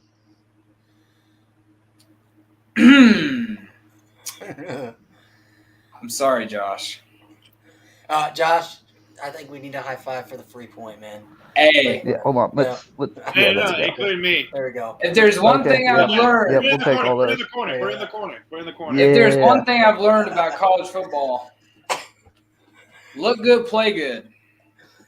Ole Miss's uniforms that they're coming out with are so fire. Are they the powder blue like they did last year? No, No, they're they're better. Oak looking. Like uniforms. Real Tree came in and they did. They're And also, I like Kentucky, but I love Lane Kiffin, man. I love Lane Kiffin. So The real question is I'm the going Ole atmosphere Miss. going to be a high school stadium again? Because that's I what will Lane say- Kiffin said that it was last week. That is true. But I will say, Josh, I picked against our guest pickers team last week, and they ended up I lost the pick. So you might be in good hands here. You might be in good hands. We've actually Lucas and Connor have actually picked against the guest picker every time we've had a guest picker on the show. Guess what? The guest pickers are 2-0. Yeah, so So- we're not doing it anymore. What the hell? I'm doing it. I'm doing it. I'm taking Ole Miss. All right. I'm going to go with the Fighting Wildcats of Kentucky. They better be rolling out there in those silver helmets because that is the only way that they will look good winning at Ole Miss. None of that basic blue or white crap. They need to have the Connor, silver. did you see the unis yet? Silver. Yeah, I'm trying to find it. I mean, they're just like powder blues with a really decent, with a pretty good with a really cool helmet. They're not. I mean, they're pretty good. I've seen But better. either way, Kentucky and Will Levis are going to make a statement like they did against Florida. So, well, Connor doesn't know fashion like us, Eugene folk. Please, you literally wear vomit green. Like it's disgusting. What the fuck are you talking about? We look good and we play good, my friend. Cool. I'm All taking right, Kentucky. All right. Okay. So let me Podcast tell game you of the guys week. some stuff about. Oh, come on. sorry. Let me get All into. right, Let me get into the game. Get back to Josh. Okay. All right. Let me tell you guys something about this game. Okay. It's at noon, which is 11 a.m. local time for them. That usually bodes well for the road team. I've watched this spread go from 4 on Sunday, I think it's Sunday, to 7 now. I think it was more accurate at 4. I think Mississippi State wrong Mississippi team. Ole Miss has not been challenged like they will be. And just to kind of rub it in, it's going to be a stripe out game. It's the first time they're ever going to try to do that in that stadium. It might be the last time they ever try to do that in that stadium. Give me Kentucky, and they're going to win outright, and I think they'll do a lot better than people think. I say 14. And I really want chrome helmets and all white. That would Chrome look with so the all sick. whites? Yes. Chrome with the all whites. Oregon rocked those against UW a few years ago, and chrome helmets with all white is nice. Yeah. All right. Let's see next up. So next up, the Week Zero podcast game of the week. The number 9 Oklahoma State Cowboys at the number 16 Baylor Bears. Baylor's a 2.5-point favorite. You've been on both TCU and Baylor, haven't you, Ryan? Mm-hmm. I think the biggest thing with this game is asking yourself, was the BYU game A fluke? just fluky for Baylor? Because BYU, we've talked about it a little bit. I think BYU is still a good team, but they haven't looked super good. Like they struggled a little bit with Utah State and obviously got blown out by Oregon. So They struggled against Wyoming for a good 3 quarters too. Yeah, so was it a fluke for Baylor? I don't know. I don't think Oklahoma State's quite as good as they were last year. And Their think it's defense defense has dominates taken a college football. big step back. And their offense that has was gotten going to better. happen losing their. That's what was going to happen losing their coordinator. Their offense has Yeah. gotten a lot better. So it's basically like old Oklahoma State. No, not really good defense, but a really They just explosive flipped. offense. Yeah, they flipped completely. So I'm taking Oklahoma State in this game just Ooh. because I think Baylor could do another BYU game type shenanigans where they just kind of can't get things together and they end up falling at the end. And plus, Oklahoma State's still probably pissed off about the Big 12 title last year. So I'm taking Oklahoma State.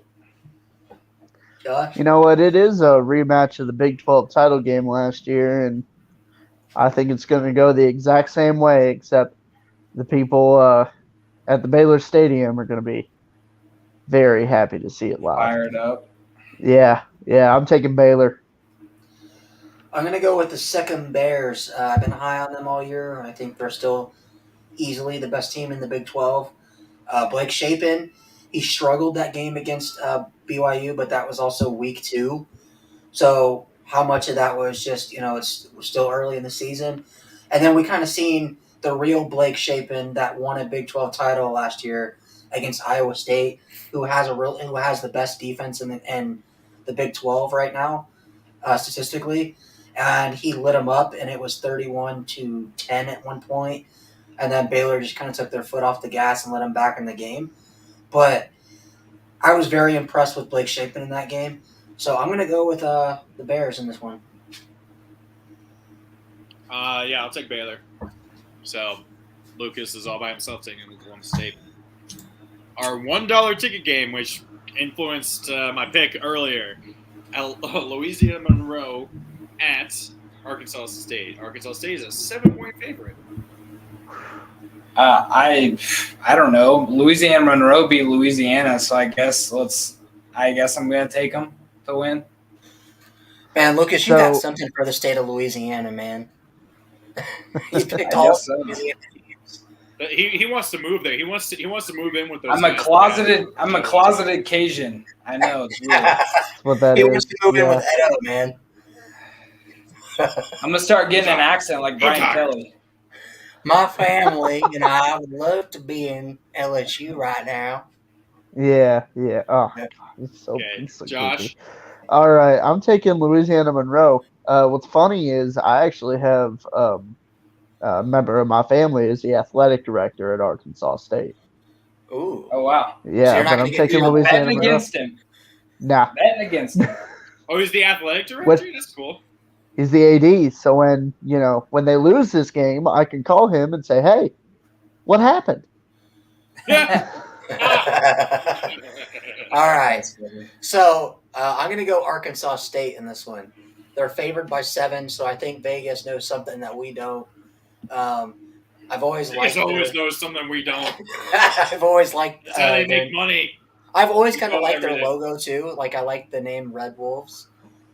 So give me That's the what real. Washington should have named themselves. Give me the real ASU. I actually have an Arkansas State pullover in the closet. There you go. I'll take a Louisiana Monroe for no other reason than I just feel like it. I will say I might. Speaking of Vegas, I might have to make my own betting podcast because I did win $1,000 last weekend. We could put it. We could put the Nicely done. we could put week 0 bets on the show on the channel. Yeah. With Lucas. That would be a great idea. that was Blake. Blake did that. He did the Blake's bets things for Harris. But it would be better for us just to do it as a separate video because that would just be probably. No, definitely. Yeah. What I think is this understand podcast needs an extra hour. Yeah, right. No. And 45 minutes of that is Lucas trying to explain the money line and how betting works. I gotta teach all you guys how it works and how just me. How you figure it out. Oh man. Okay, Friday night game. Next Friday we have Houston at Memphis. We don't have the line for this. Okay.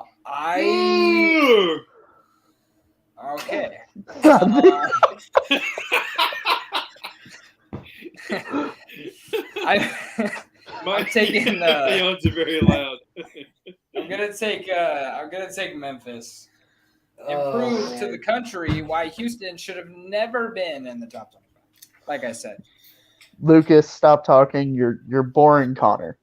Let's take Memphis on this one. No, you gotta do the Steph Curry thing, man. That's what I'm doing. He didn't like the. All right. I'm gonna go Memphis as well. Come on, Connor. Let's take another 30 minutes. Connor, come on, Sleepy. Clean sweep. I have to be up by like 7:30.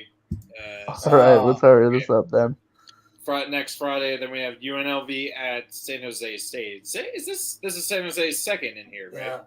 Yeah, and UNLV plays tonight. Actually, I picked them to win tonight. I'll pick them to win this game too. Yep, let's get the turnover slot machine going. I'm taking UNLV. Sir. Hey, you know what? The Rebel Roller. Give me the Rebs for only one reason, and that's so that they are 5-1 going to Notre Dame. Yeah, give me the Rebels. And that should be we're it. I can finally done. We're finally done. Of course, Ryan said he had to be done by I know, man. I 8:45 completely Eastern. missed my dinner, but it's completely okay. I'm bussing with the boys. So, Busting with the boys. yet again, another nearly 2.5 hours stream with the boys. And of course, I got my Bo Nick shirt. It nearly put me to sleep. Happy. So, but this has been the Week Zero podcast. Oop, what the hell did I just hit? No. So that was on my end. You couldn't see. So for Lucas, Bo Nose, McKnight. Of course, Bo Nix is not better than Bo Jackson, of course. For Jackson Josh, was mid. Jackson was mid. I mean, everything's mid. It seems like. Man. So for No, man. Josh, is it No, wait, hold on. 2017? Bo Nix. Is it 2007? Bo Nix clears. 2007? Bo Nix clears. Yeah, I had 2007 on there. Right? What did I say? Lucas? You said 2017. Dude, you need to get some sleep. Dude, I'm so tired. I only got like 5 hours of sleep. I'm so tired. And I have to be up at 7:30 because I. Oh, man. I got to still do it. I now get to work the weekend shift, which means I get to miss football. But then again, that means I don't have to watch Virginia Tech's shitty offense. Hey, you know what? Look, There you Connor, I'm going to start doing like when we get closer to the end of the season, I'm going to do a best of the Week Zero podcast, best moments. This is going to take forever, and it's just going to what me yawn, that big ass yawn. And it's got to be 2 hours. It's got to be a 2 hour long video. It's a video. Yeah, there you go. We probably have enough content. No, there's probably plenty of content from last year because we said we were going to do that from last year's stream as well. We should just do it from this. Well, think about it, Connor. For you to make the best moments from the NFL draft stream, it was a 30 or almost a 40-minute video. Is that for you or for me? For you. Remember when you made the best of the NFL draft reaction? Yeah, that was a 40. Well, I mean, to be fair, that was also a 4.5 hour stream. Yeah. Well, We're pushing it too. Let's Yeah, I know. Let's wrap it up. Okay. We're pushing for Lucas, for Josh, for Ryan, heel stomp. I'm gonna stomp his face in so he shuts the fuck up and lets me go to sleep. I am Connor, VP Offense, looking like 2019 LSU Doherty. This has been the Week 2 podcast. There is no one watching the end of the stream for the past